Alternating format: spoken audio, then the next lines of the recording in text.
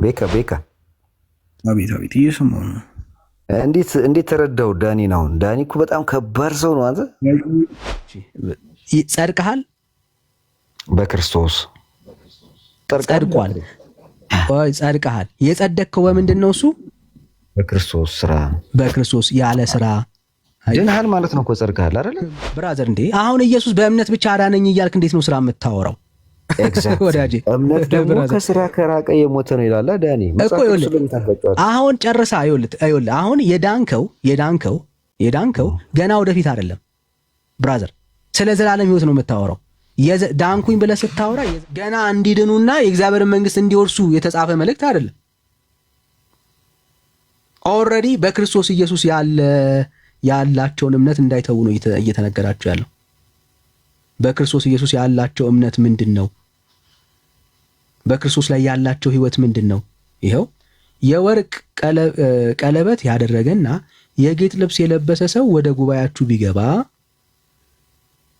እድፍ ልብስ የለበሰ ድሃ ደግሞ ቢገባ የጌጥ ልብስ የለበሰውን ተመልክታችሁ አንተስ ከዚህ በመልካም ስፍራ ተቀመጥ ብትሉት፣ ድሃውን አንተስ ወደዚያ ቁም ወይም ከእግር መረገጫ በታች ተቀመጥ ብትሉት ራሳችሁን መለየታችሁ አይደለምን? ለምን ክፉ ሐሳብ ያላቸው ዳኞች መሆናችሁን አይደለምን? የተወደዳችሁ ወንድሞቼ ሆይ ስሙ። እግዚአብሔር በእምነት ባለጠጎች እንዲሆኑ በምን በእምነት ባለጠጎች እንዲሆኑ ለሚወዱትም ተስፋ ስለ እርሱ የሰጣቸው መንግስት እንዲወርሱ የዚህ ዓለም ድሆችን አልመረጠምን? ከሞን ብራዘር፣ እግዚአብሔር የዚችን ዓለም ድሆችን ሲመርጥ የመረጠው በምንድን ነው? ዶን ፎርጌት፣ በእምነት ምን መንግስቱን እንዲወርሱ። አየህ፣ አሁን ድሃ ብለህ የለየኸው ይሄ አካል በእምነት የእግዚአብሔርን መንግስት የሚወርስ ነው፣ በስራው አይደለም።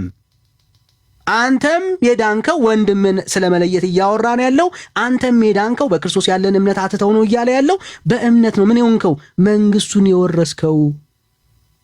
ወዳጄ እግዚአብሔር ድሆችን ሲመርጥ፣ የዚህ ዓለም ድሆችን ሲመርጥ በምር ይመረጣቸው? በእምነት ይታያል። በምን? በእምነት። ምንድነው መንግስት መውረስ? ስለዚህ መንግስቱን የሚወርሱት በምንድን ነው? እሱ በእምነት አለቅ። ስለዚህ ያዕቆብ ሲናገር ስለ መዳን ስለ መንግስቱ መውረስ ሲናገር እምነታቸውን ደግሞ ስራም ሰርተው አይልም። ያው ደግሜ ላንብበው። የተወደዳችሁ ወንድሞች ሆይ ስሙ፣ እግዚአብሔር በእምነት ባለጠጎች እንዲሆኑ ለሚወዱትም ተስፋ ስለ እርሱ የሰጣቸውን መንግስት። ዋው! ምን ተስፋ የሰጣቸውን መንግስት እንዲወርሱ የዚህን ዓለም ድሆችን አልመረጠምን? መራጩ ማን ነው? እግዚአብሔር። በምን? በእምነት ብራዘር። ማን ነው መራጩ? እግዚአብሔር ነው የመረጣቸው። ምን እንዲሆኑ? በእምነት መንግስቱን እንዲወርሱ።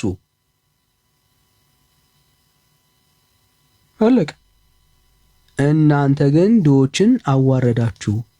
እግዚአብሔር ምን አድርጓቸዋል? በልጁ በክርስቶስ ኢየሱስ በእምነት በኩል መንግስቱን ወራሽ አድርጓቸዋል። የዳኑ ሰዎች ናቸው። እናንተ ግን ምን አደረጋችኋቸው? ልብሳቸውን አይታችሁ ወርቅ ምናምን ስላላሌላቸው ምን አደረጋችሁ? ለያችኋቸው። ለዚህ ነው አየህ፣ ቅድም ሲናገር ምን አለ? ከላይ ራሳችሁን መለየት አይደለምን ማዋረድ አይደለምን ይላችኋል። ብራዘር አየህ፣ ሁለቱም ምን ናቸው ማለት ነው? በእምነት የዳኑ ሰዎች ናቸው ማለት ነው።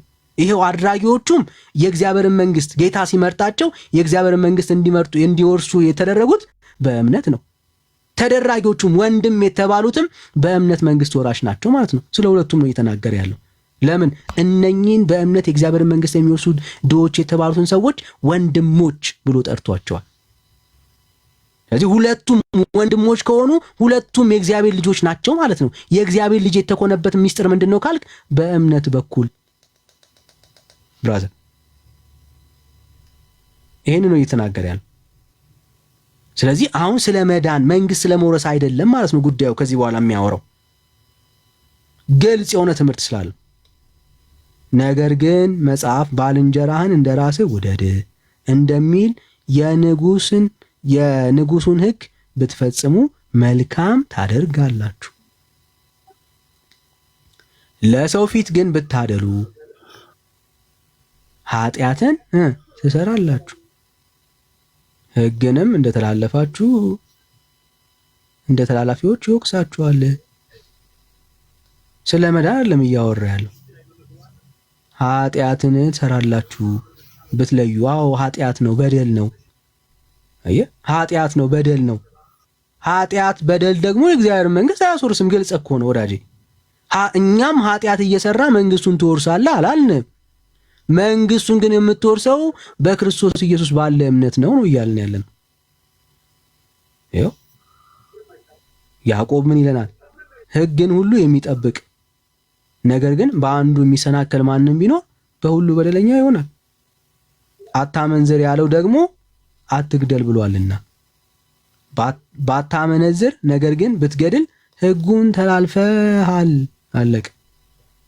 እየመረጥክ ሕግን አትጠብቅም። ከመጠበቅ ከጀመርክ ሁሉንም መጠበቅ ያለብህ ግልጽ እኮ ነው። የሚመቸንን አይደለም የእግዚአብሔርን ሕግ የምንጠብቅ፣ ሁሉንም መጠበቅ ያለብን። በነጻነት ሕግ ፍርድን ይቀበሉ ዘንድ እንዳላቸው ሰዎች እንዲሁ ተናገሩ፣ እንዲሁም አድርጉ። ምሕረትን ለማድረግ ምሕረት የሌለበት ፍርድ ይሆናልና ምሕረትንም በፍርድ ላይ ይከናወናል። ይሄው አንተ ወደምትልበት ሐሳብ ልምጣ። ወንድሞች ሆይ እምነት አለኝ የሚል አይሰማም። ትንሽ ጮክ በል እንደ ቅድሙ። እሺ ማይክ ርቆ ይሆን ላስጠጋው። ይሄው ወንድሞች ሆይ አሁን ጥሩ ነው፣ ጥሩ ነው። አሁን ሸጋ ነው፣ የበረም ሸጋ ነው አባቱ። እሺ ወንድሞች ሆይ እምነት አለኝ የሚል የትኛው እምነት ብራዘር? በክርስቶስ ኢየሱስ የሚያድነው እምነት ማለት ነው። ኢየሱስ ክርስቶስ በማመን የሚገኘውን ሕይወት የተቀላቀለ ሰው ማለት ነው። የዳነ ሰው፣ የጸደቀ ሰው በምን? በእምነቱ አለቀ። ስራ ግን የሌለው ሰው ቢኖር ምን ይጠቅመዋል? አዎ ለምን? ቅድም ስንነሳ ምን ተባብለናል? ጨርሰው ዳኒ፣ እምነቱ ያድናል የሚለው ጥያቄ ምልክት ጨርሰው። ወዳጅ ስሜት አያቱን ብራዘር፣ ስሜት አያቱን ወዳጅ። ለምን ስሜት አይቶናል? ስሜት አያቱን ብራዘር፣ የአምላኬ ቃል አይደል? ለምን እተዋለሁ? ለምን እተዋለሁ?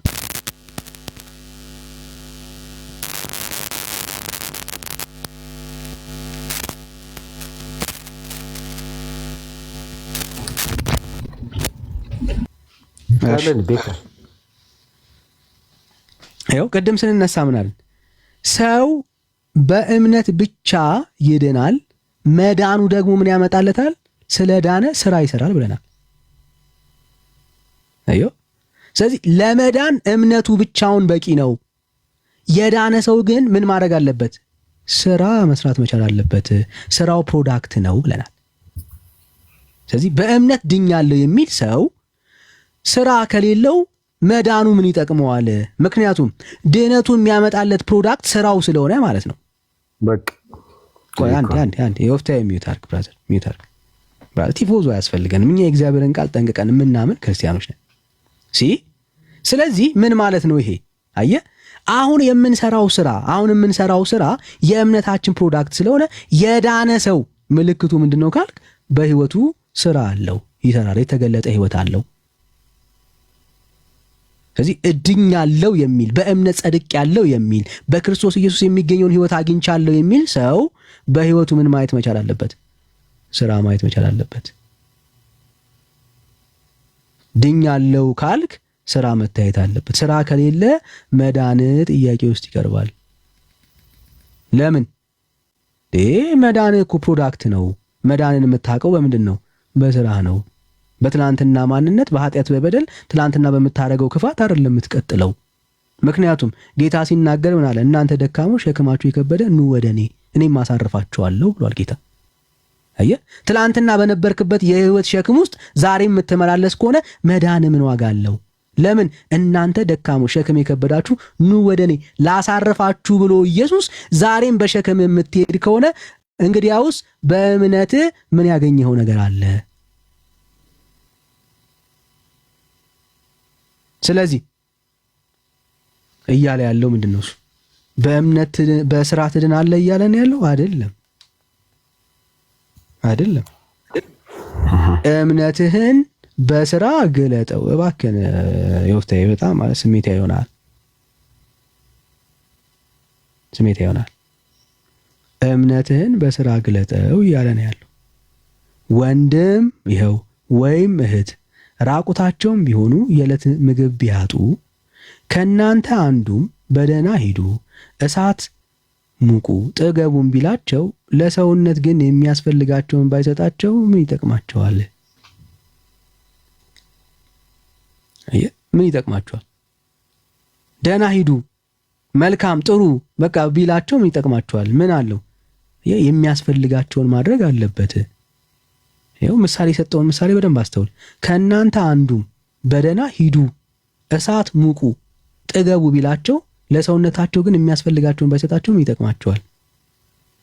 ምንም አይጠቅማቸውም። ምን ማድረግ አለበት? ማብላት አለበት እያለ ነው ያለው። ለምን? የተራቡ ወይ ደግሞ ልብስ ያጡ ሰዎች ስለሆኑ። ምን ማለት ነው? ድኛለሁ ያለ ጸድቅ ያለው ያለ ሰው ኦኬ፣ እምነቱን በስራ ምን ማድረግ አለበት? መግለጥ አለበት፣ ማሳየት አለበት። አዎ። አሁን የሚሰራው ግን ለመዳን ነው አይደለም። የዳነበት ሚስጥር ምንድነው? እሱ እምነቱ ነው። አየህ፣ እምነቱ ነው ምን ያደረገው? ያዳነው ያጸደቀው ምኑ ነው? እምነቱ ነው። ስለዚህ የዳነ ሰው ምን ያደርጋል? ያንን የዳነበትን ህይወት ያሳያል በመኖር። እንደዚሁ ስለሌለው እምነት ቢኖር በራሱ የሞተ ነው። ነገር ግን አንድ ሰው አንተ እምነት አለ እኔም ስራ አለኝ፣ እምነትን ከስራ ለይተህ አሳየኝ፣ እኔም እምነትን በስራዬ አሳያለሁ ይላል። እግዚአብሔር አንድ እንደሆነ አንተም ታምናለህ፣ መልካም ታደርጋለህ፣ አጋንንትም ደግሞ ያምናሉ ይንቀጠቀጡማል። አንተ ከንቱ ሰው እምነት ከስራ ተለይቶ የሞተ መሆኑን ታውቅ ትወዳለህን? አለቅ። ያመንክበትን እምነት ምን ታደርገዋለህ? በስራ ትገልጠዋለህ። አየህ፣ ምን ማለት ስላለበት? መገለጥ ስላለበት። ኦኬ። ምክንያቱም እምነት አለኝ የሚል ሰው ፕሮዳክቱ ምንድን ነው? መልካም ስራ ነው። በመልካም ስራ አይደለም የዳንከው። አየህ፣ የዳነ ሰው ምንድን ነው? መልካም ስራን ይሰራል፣ ወይ ደግሞ ለእግዚአብሔር የሚመች ህይወትን ይኖራል። ባይዘዌ ስለ መልካም ስራ የምታወራ ከሆነ እዚሁ ምዕራፍ 1 ቁጥር 27 ላይ የሚናገረው ሐሳብ ይሄንን ነው። ማለት ብዙ ሰዎች ስራን ሲያስቡ ከመዳን አንጻር ጋር ብቻ ዲፋይን ስለሚያደርጉ ማለት ነው። ያዕቆብ እንደሱ አይረዳም። ባይዘዌ ስራ ብሎ የሚያስበው ይሄ ድርጊት ስለ መልካምነት የሚያነሳው ሐሳብ ምን እንደሆነ እንድትረዱት ማለት ነው። ለመዳን እንዳልሆነ እንድታዩት። ይሄው ቁጥር 27 ላይ ንጹህ የሆነ ነውርም የሌለበት አምልኮ። ሃሌሉያ። ምን? ንጹህ የሆነ ነውርም የሌለበት አምልኮ በእግዚአብሔር አብ ዘንድ ይህ ነው፣ ወላጅ የሌላቸውን ልጆች ባልቴቶችን በመከራቸው መጠየቅ። አይገርም?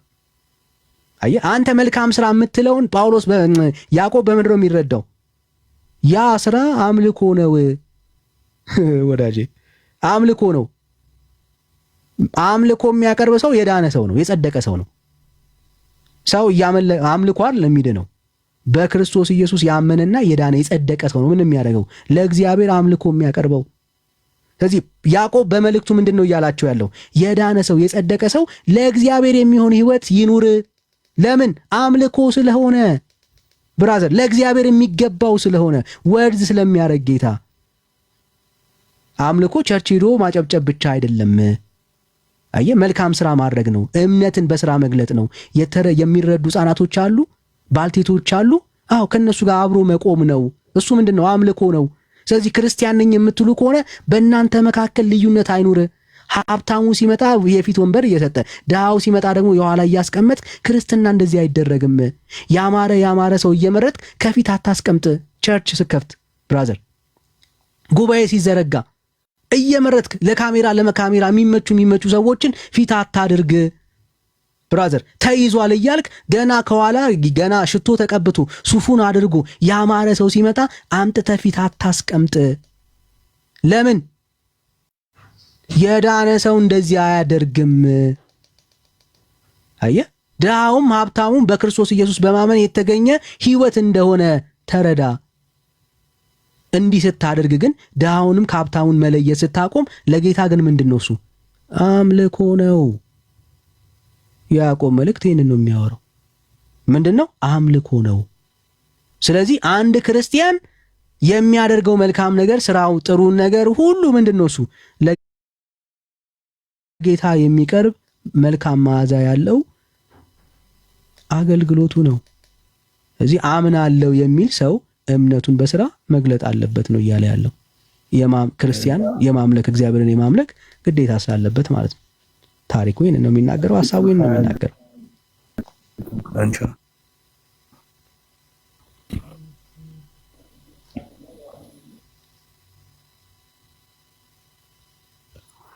ዳኒ ቃሎት ያሰማልን፣ መንግስተ ሰማያትን ያወርስልን። ያው አንተ ወርሻለሁ ነው የምትለው። ይሰማል። የሚጨርሱና ዳኒ ቁጥር 20 ላይ ነው 21 ላይ ነው ያቆምከው። ዳኒ ቁጥር 21 ላይ ነው ያቆምከው። ይሰማል ድምጽ? ይሄው ነው እኮ ዳጄ፣ ይሄው ነው። ይሄን ነው የሚጨርሰው። ኖ ይሄን ጨርሶ 14 ስላልከኝ ነው ልቀጥል። ይሄን ሐሳብ ነው የሚያወራው አንተ። እሺ እንቀጥለው፣ ደስ ይለኛል። በእግዚአብሔር አምላካችን ቃል አይደል? አንተ ከንቱ ሰው እምነት ከስራ ተለይቶ የሞተ መሆኑን ልታውቅ ትወዳለህን? አባታችን አብርሃም ልጁን ይስሐቅን በመሰዊያ ባቀረበ ጊዜ በስራ የጸደቀ አልነበረምን? እምነት ከስራ ጋር አብሮ ያደርግ እንደነበረ በስራውም እምነቱን እንደፈጸመ ትመለከታለህን? ሃሌሉያ! ምኑን? እምነቱን። አብርሃም መቼ ነው የጸደቀው? ብራዘር ይኸው ዘፍጥረት 15 ቁጥር 6 መቼ ነው የጸደቀው? አብርሃም መቼ ነው የጸደቀው? ይኸው ቁጥር 6 አብርሃምም በእግዚአብሔር አመነ ጽድቅም ሆኖ ተቆጠረለት። መቼ? አብርሃም እግዚአብሔርን ሲያምን። ብራዘር ይሄንን እምነቱን በምን በስራው ነው የገለጠው። በኋላ ኦልሬዲ ጸድቋል። መቼ? ገና እግዚአብሔርን ሲያምን። ገና አምኖ ሲወጣ እግዚአብሔርን ቃሉን ሲቀበል ሲያምን ምን አድርጓል? ጸደቀ ይለናል መጽሐፉ። ሲሰዋ አይደለም የጸደቀው። ያዕቆብ የአብርሃምን ታሪክ የማያውቅ ተላላ ሰው አይደለም። አዮ ጸድቋል። በምን? በእምነቱ። ያንን ስራውን ምን አደረገ ያዕቆብ እያለን ነው። አብርሃም ገለጠው እያለን ነው ያለው። አዮ ምን አደረገው? እምነቱን በስራ ፈጸመው። ብራዘር ተፈጸመ። ምኑ? በስራው ምኑን? እምነቱን። ሃሌሉያ! አዮ በእምነቱ ምንድነው ያደረገለት? አጸደቀው። ስለዚህ በስራው ምን አደረገው? ያንን ስራውን ፈጸመው እያለ ነው። አለቀ። መጽሐፉም አብርሃም እግዚአብሔርን አመነ ጽድቅም ሆኖ ተቆጠረለት ያለው ምን አደረገ? ተፈጸመ። የእግዚአብሔርም ወዳጅ ተባለ። በቃ ይሁን ነው የሚናገረው መጽሐፉ። እሺ እንቀጥል። መቀጠል ይሻላል።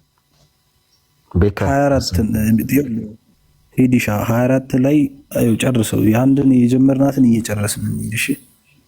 ሶስተኛ ነው እኮ እንደዚህ ስል ምክንያቱም ቅድም ጻፈው ያልኩ አለ ቴዲ ኖት ላይ ካስታወስከው ከጎን ገላትያ ምዕራፍ 5 ቁጥር 1 ላይ ጻፈው ያልኩና እዚህ ጋር ይኸውልህ አንተ በሄድክበት ወይ እንዴት እንደሚጋጭ እኮ እንቀጥል። እንጨርሰው።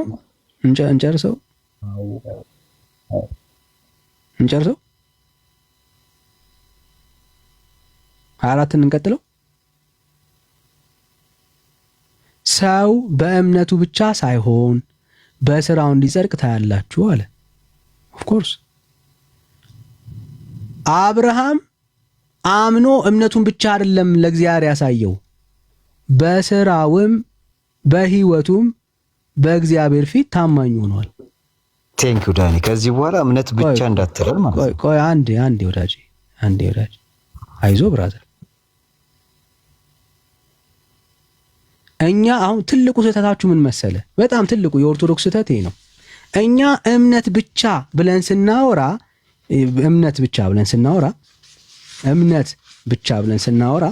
ይኸውልህ እምነት ብቻ ብለን ስናምን ስራ የሌለበት ነው የሚመስላችሁ። እሺ ኦኬ፣ ስራን ያገለለ ነው የሚመስላችሁ። አልተባልንም አላልንም ብለንም አናቅም። በጣም እምነት ብቻ ብለን ስናወራ ኦኬ፣ ለመጽደቅ ለመዳን የእግዚአብሔርን መንግስት ለመውረስ ኢየሱስ ክርስቶስ የከፈለው ስራ ብቻ ነው እያልን ያለን። ተስማማን ማለት እኮ። ቆይ ብራዘር፣ ተስማማን። ይሄ ሐሳብ ከተስማማ ጥሩ ደስ ይለናል እኮ። ዋናው ይሄ ሐሳብ ይስማማ። አየህ አሁን ስራ የምንሰራው ለመዳን አይደለም። መዳናችን የተፈጸመው የምንከፍለው ዋጋ የኔን ሐሳብ ባንሰራ አትደረብ ብራዘር፣ አትደረብ። አይ ዲስከሽን እናድርገው ብዬ ነው እኮ እኔ ሐሳቤን ልጨርስና ከዛ ታወራለህ ብራዘር። የኔን ሐሳብ አንተ እንዴት ታወራለህ? እሺ አየህ ይኸውልህ ሰው የሚድነው በእምነት ብቻ ነው። አለቀ። በመስቀሉ ስራ ዳትስ ኦል። ከዚህ ውጪ የመዳኛ መንገድ የለም። መስቀሉ በለናል። አንተ አላልክም ብራዘር። ሰው በእምነት ብቻ ነው የሚድነው። የዳነ ሰው የጸደቀ ሰው በክርስቶስ ኢየሱስ አምኖ ህይወቱን ድነቱን ያገኘ ሰው ክርስቲያን ሰው ማለት ነው። አዎ የዳነ የጸደቀ ሰው ክርስቲያን ሰው ሙስሊም አይደለም። በእምነት ስለዳነ አዎ ስራን ይሰራል። በቃ ምን ማለት ነው? የዳነበትን ህይወት የዳነበትን ህይወት በስራ ይገልጻል፣ ለሰዎች በስራ ይገልጻል። አዎ ያሳያል፣ ይገልጣል። ኤግዛክትሊ በቃ ይሄ እኮ ነው አሁን ያስማማል። ስለዚህ ከስራ ከራቀ የሞተ ነው። ቆይ አንዴ አየህ። ስለዚህ ብርሃናችሁ በሰው ፊት ይብራ የሚለው ቃል እዚህ ጋር አረ ብራዘር ስሜት ያቱን። ስለዚህ ሰው የሚድነው በምን ብቻ ነው? ይኸው እንግዲህ አሁን እሱን አንተ ንገረኝ እስኪ። በለዋ አንድነት ስላልነበረ በክርስቶስ ብለህ ሪፈር ስታደርግ አክሴፕት አደርግሃለሁ። በለው ለምን ከበደ? በክርስቶስ አንድ አይነት እምነት የሌለ ለዚህ ነው። አየህ እኛ መቼም ቢሆን ማለት ነው እርግጠኛ የምንሆነው የዳነው በእምነት ብቻ ነው። እምነታችን ምንድነው? ቆይ በእምነት ብቻ ነው። አየህ ስራን የምናነሳው ለመዳን ብለን አይደለም። ስራ የምንሰራው ስለ ዳንን ነው። ትክክል ዳኒ፣ እዚህ ጋር ይኸውልህ፣ ትክክል ግን አንተ አታምንም። ትክክል ካልክ የምትድነው ትክክል ካልክ ይሄን ስራ ባሰራ ዋጋ ያስከፍላል። ሆልድ ኦን፣ ትክክል ብለሃል። የምትድነው በእምነት ብቻ ነው። አንተ እኛ ድነናል ብለን እኮ አወራን እኮ በክርስቶስ ብራዘርና አትደበቅ። የጠየኩ የምትድነው በእምነት ብቻ ነው ወይ? እምነታችን ምንድን ነው? እምነት የሚለው ቅድም የገለጽኩት ወንድም ዓለም የጠየኩ በጣም ግልጽ ነው። እስካሁን ምንም ግራ አልተጋባህም። የምትድነው በእምነት ብቻ ነው ወይ? ታዲያ እምነት ብቻውን ደግሞ ይሁን ቅድም የነገርከኝ ገና ተንፍሰው ብራዘር፣ በእምነት ብቻ ነው ወይ የምትድነው? በእግዚአብሔር ለምን እንዴ? ቃላት እኮ ይገላሉ። ባይዘው ትርጉም ነው ብራዘር። ምንም ይገል ነገር የለም ብራዘር። ቃል ምንም አይገል። በእምነት ብቻ ነው ወይ የምትድነው? ወዳጄ ቃል ይገላል። ትርጉሙ ላይ እንስማማ። ስለዚህ ተሳስተ አንድ አይነት እምነት ነው ያለን እንዳትል። አየህ ለምን እኛ ስትናገር አንተ በደንብ እየገለጠልህ ወዳጄ፣ ይኸው ስትጠይቅ እኮ አትመልስም። አየህ ማለት የመመለስ አቅም ካለ መልስ፣ ካልሆነ ግን አንድ አይነት እምነት አለን ብለህ ከኛ ጋር ትጠጋጋ። እምነት የለም፣ አንድ አይነት እምነት የለም። እሺ ልጠይቅህ፣ የዳንከው በእምነት ብቻ ነው? ለአንተው ቃላት ነው እየጠየቀኝ ያለው። የቃላቶች ሐሳብን ይሸከማሉ ብራዘር። ለዛ ነው የምንጠነቀቀው። የዳንከው በእምነት ብቻ ነው ወይ? እምነት ስትል ትርጉሙን ስጠኝ። እምነት ያንተ አንደርስታንዲንግ ምን ያህል ነው? እምነት ይኸው ምን ማለት ነው እምነት? ከዛስ ይኸው ለእግዚአብሔር ላሳይ አብራዘር እምነት ምንም ይኸው ላሳይ በእምነት ትርጉም ነው የምንስማማው። በቃ ቃላትም ይገለል። ይኸው ጸጋው በእምነት አድኗችኋልና ይህም የእግዚአብሔር ስጦታ ነው እንጂ ከእናንተ አይደለም፣ ማንም እንዳይመካ ከስራ አይደለም ይላል። እያወራን ያለ ነው ለመዳን ለመጽደቅ ስራ የለውም አያስፈልግም እያለን ያለ ነው። ታምንበታለህ በዚህ? እሺ ትክክል። አሁን ልንገርህ ለመዳን እኛ እንዴት ድነናል? በቃ አለቀ። ቅድም ታምንበታለህ ወይ እየጠየቁ ስለመዳን ነው እንድናምን አታለን። ታምንበታለህ ወይ? የዳን ነው የክርስቶስ የማዳን ስራ በእኛ ስራ ተከርኖ አይደለም። እኛ እዛ ላይ አዳረግነው ምንም ነገር የለም። ስለዚህ ድነናል። ስለዚህ በእምነት ብቻ ነው የዳንከው? የስ ክርስቶስ አድኖኛል ብዬ ስላመንኩ ይድኛለሁ። በእምነት ብቻ በለኛ፣ አትፍራው። ግን ስራ ደግሞ ያድነኝም አትበለኛ። በእምነት ብቻ በለኛ። ስራማ ይሄው አልኩህ እኮ ከስራ አይደለም አለ። ለመዳናችን ከስራ አይደለም በግልጽ። ከስራ ደግሞ የጎደለ ደግሞ የሞተ ነው ይላል። ቆይ ሆልዶ አትደበቅ፣ አሁን አትደበቅ። ስለዚህ የዳንከው በእምነት ብቻ ከሆነ ተናገር። በእምነት ብቻ ነው የዳንኩት ትላለህ ወዳጄ። ይሄው መጽሐፉ ጸጋው በእምነት አድኗችኋልና ይህም የእግዚአብሔር ስጦታ ነው እንጂ ከእናንተ አይደለም፣ ማንም እንዳይመካ ከስራ አይደለም ይላል የአምላክ ቃል። አንተ በእምነት ብቻ ያለ ስራ አልድንም ብለህ ታምናለህ? ክርስቶስ እምነት የሚለውን ሊትራሪ ዴፊኒሽን ዳኒ የክርስቶስን ዋጋ ከሆነ የምትነግረኝ ትክክል ነው። እውነት ነው እኮ በለዋ። በእምነት በክርስቶስ ኢየሱስ ዋጋ ብቻ ነው የዳንኩት። በክርስቶስ ኢየሱስ ዋጋ ድኛለሁ። አለቅ ብቻ ብራዘር፣ የጠየቅኩ ብቻ ድኛለሁ። እሺ አለቅ። በእምነት ብቻ ነው የዳንከው ማለት ነው። ጨረሰ። ስራ ግን አያስፈልግም ልትለኝ ነው አንተ ማለት ነው ለመዳን ብራዘር። እንዴ አሁን ኢየሱስ በእምነት ብቻ አዳነኝ እያልክ እንዴት ነው ስራ የምታወራው? ወዳጄ እምነት ደግሞ ከስራ ከራቀ የሞተ ነው ይላል ዳኒ። አሁን ጨርሳ ይኸውልህ አሁን የዳንከው ገና ወደፊት አይደለም ብራዘር። ስለ ዘላለም ህይወት ነው የምታወራው። ዳንኩኝ ብለህ ስታወራ የዘላለም ህይወት ኤርሚያስ እስቲ እስከዛሬ አስወጣኝ ነበር። አንዴ እቺን እንጨርስ።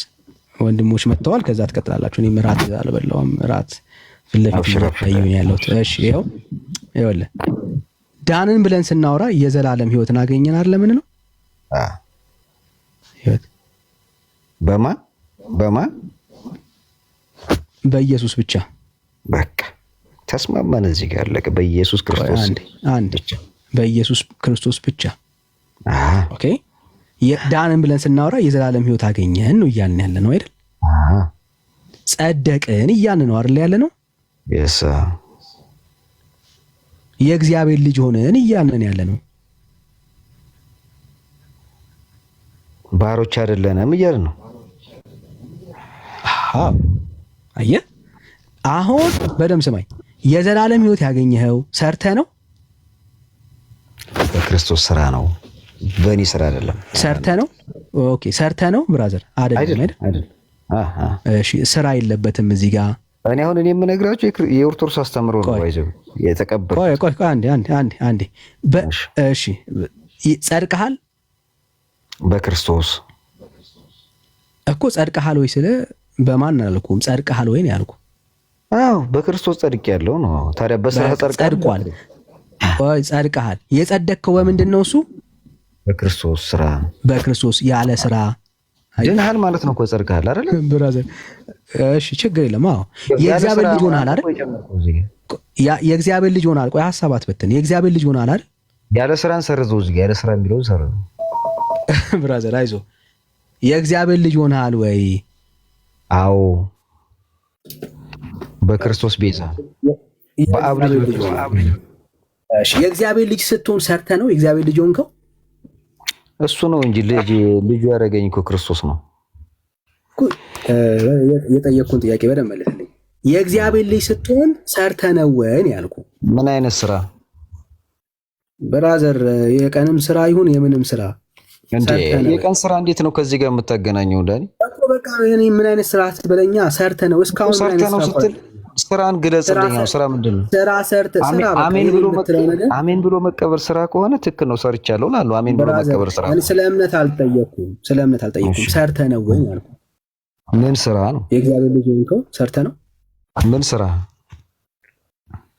ግራ ገባ። እስካሁን ያለ ስራ ነው እየተባባልን ያለ ነው። ምንም አይነት ስራ ሰርተ ነው ወይ የእግዚአብሔር ልጅ ሆንከው? ይኸውልህ የክርስቶስን ማዳን ማመንና ገብቷል። አሁን ቅድም ቤካ እየነገረ ነበር የእግዚአብሔርን የማዳን ስራ የእግዚአብሔርን ልጅነት ያገኘኸው ሰርተ ነው ወይ እኮ። ስራው ምንድን ነው? ለአንተ ስራ የምትለው እንዴት ነው? ወርክ ዲፋይን ታደርገው። ምንም አይነት ስራ ስለሰራኸው ደሞዝ የምትቀበልበት ምንም አይነት ስራ ሰርተ ነው ወይ የእግዚአብሔር አይደለም። አሁን ያንተ አንደርስታንዲንግ እዚህ ጋር ምላሽ ያለ ስራ አየኸው። ቀጥል። ቴንክ ዩ ሶ ያለ ስራ በደንብ ስማኝ። ያለ ስራ የዘላለም ሕይወት ያገኘው ያለ ስራ በእምነት ነው አይደል? በእኔ ስራ አይደለም ነው። በእኔ ስራ አይደለም፣ በክርስቶስ። የዘላለም ሕይወት ያገኘው ያለ አንተ ስራ በእምነት ነው አይደል? ቀጥል። ጨርስ አንተ በቃ። በእምነት ነው ወይ ወዳጄ? እምነቱ ላይ እኮ ተስማማን። እምነት ይቋጡ ድነት ፕላስ ሰማኙ ለእግዚአብሔር ቃል በእምነት ነው ወይ? አዎ በእምነት ነው ወይ ብራዘር? አዎ በእምነት። ቆይ አንዴ፣ ይኸው በእምነት የጸደቅከው በእምነት ነው አይደል? አዎ በእምነት። እሺ የእግዚአብሔር ልጅ ሆንከው በእምነት ነው አይደለ? በእምነት ነው። አሜን። አዎ ትክክል። በእምነት ይኸው። አሁን አንተን አይደለም የምጠይቅህ። አንዴ አንተ ሚውት ታደርጋለህ። አሁን ይኸው ወገኖቼ፣ ወዳጃችን ኦርቶዶክሳዊ ነው። በምን ብቻ ነው የዳነው? እስቲ ንገሩኝ። ይኸው ይህንን መዳን እንለዋለን። በምን ብቻ ነው የዳነው? አንተ እንዳመልስ። በምን ብቻ ነው የዳነው?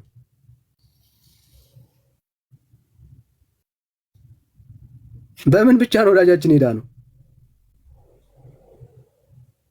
በእምነት ብቻ ወዳጄ። አለቀ። በእምነት ብቻ ነው የዳንከው። ስራ ሰርተሃል? የለም። ስለዚህ አሁን በእምነት የዳነ የጸደቀ ሰው ለመዳን ብሎ አይደለም ስራ የሚሰራው። ቆይ ለመዳን ብሎ አይደለም ስራ የሚሰራው። ለምን? የዳነውማ ያለ ስራ ነው። በእምነት ብቻ ነው የጸደቀው ይህ ሰውዬ። ስለዚህ አሁን በእምነት ብቻ የጸደቀ ሰው በክርስትና ህይወት ሲኖር ያንን የዳነበትን ህይወት በስራው ይገልጻል። በቃ ታዲያ ይሄ እኮ ነው። ምን ይሄ ዲቤት አለው? እንዲያው ምንድን ነው በቃ። ስለዚህ በእምነት ብቻ ብለን ስናወራ ግራ እንዳትጋቡ። ይኸው ነው ክርስትናችን። በደምብ ግራ እንጋባም። አንድ ደቂቃ ከሰጠኸኝ ዳኒ የእኔ እምነት መሰረቱ ነገር እንዲህ ለምን ተቆርጠኛል? አንተ ብቻ ወራ እኮ ዳኒ እኮ እኔ ብራዘር ራት ሳልበላ 5 ሰዓት ሊሆን ነው። እና እሺ በቃ ሌላ ሰው ያውራኝ። አሁን ለማንኛውም እኔ የምናገረው ነገር ምንድነው? እምነት በስራ ይገለጻል ነው። አለቀ በቃ። ከስራ የጎደለ እምነት የሞተ ነው። አራነት ቤካ አቤት እየሰማሁ ነው።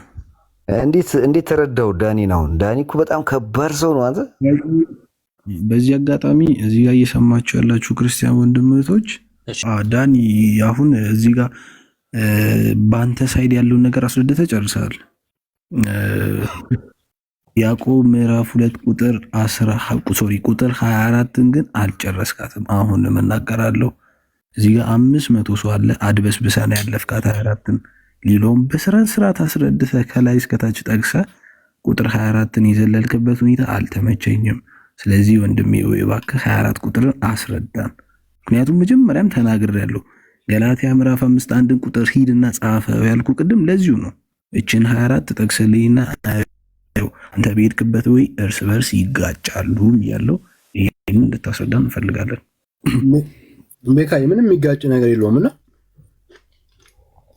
ካይ በሱ አይደል ዳንጂ። እሺ በቡርኬ ከተመለሰ እሺ ቡርኬ ይቀጥልሽ። ቡርኬ አለ ኔትወርክ ጥሩ ነው።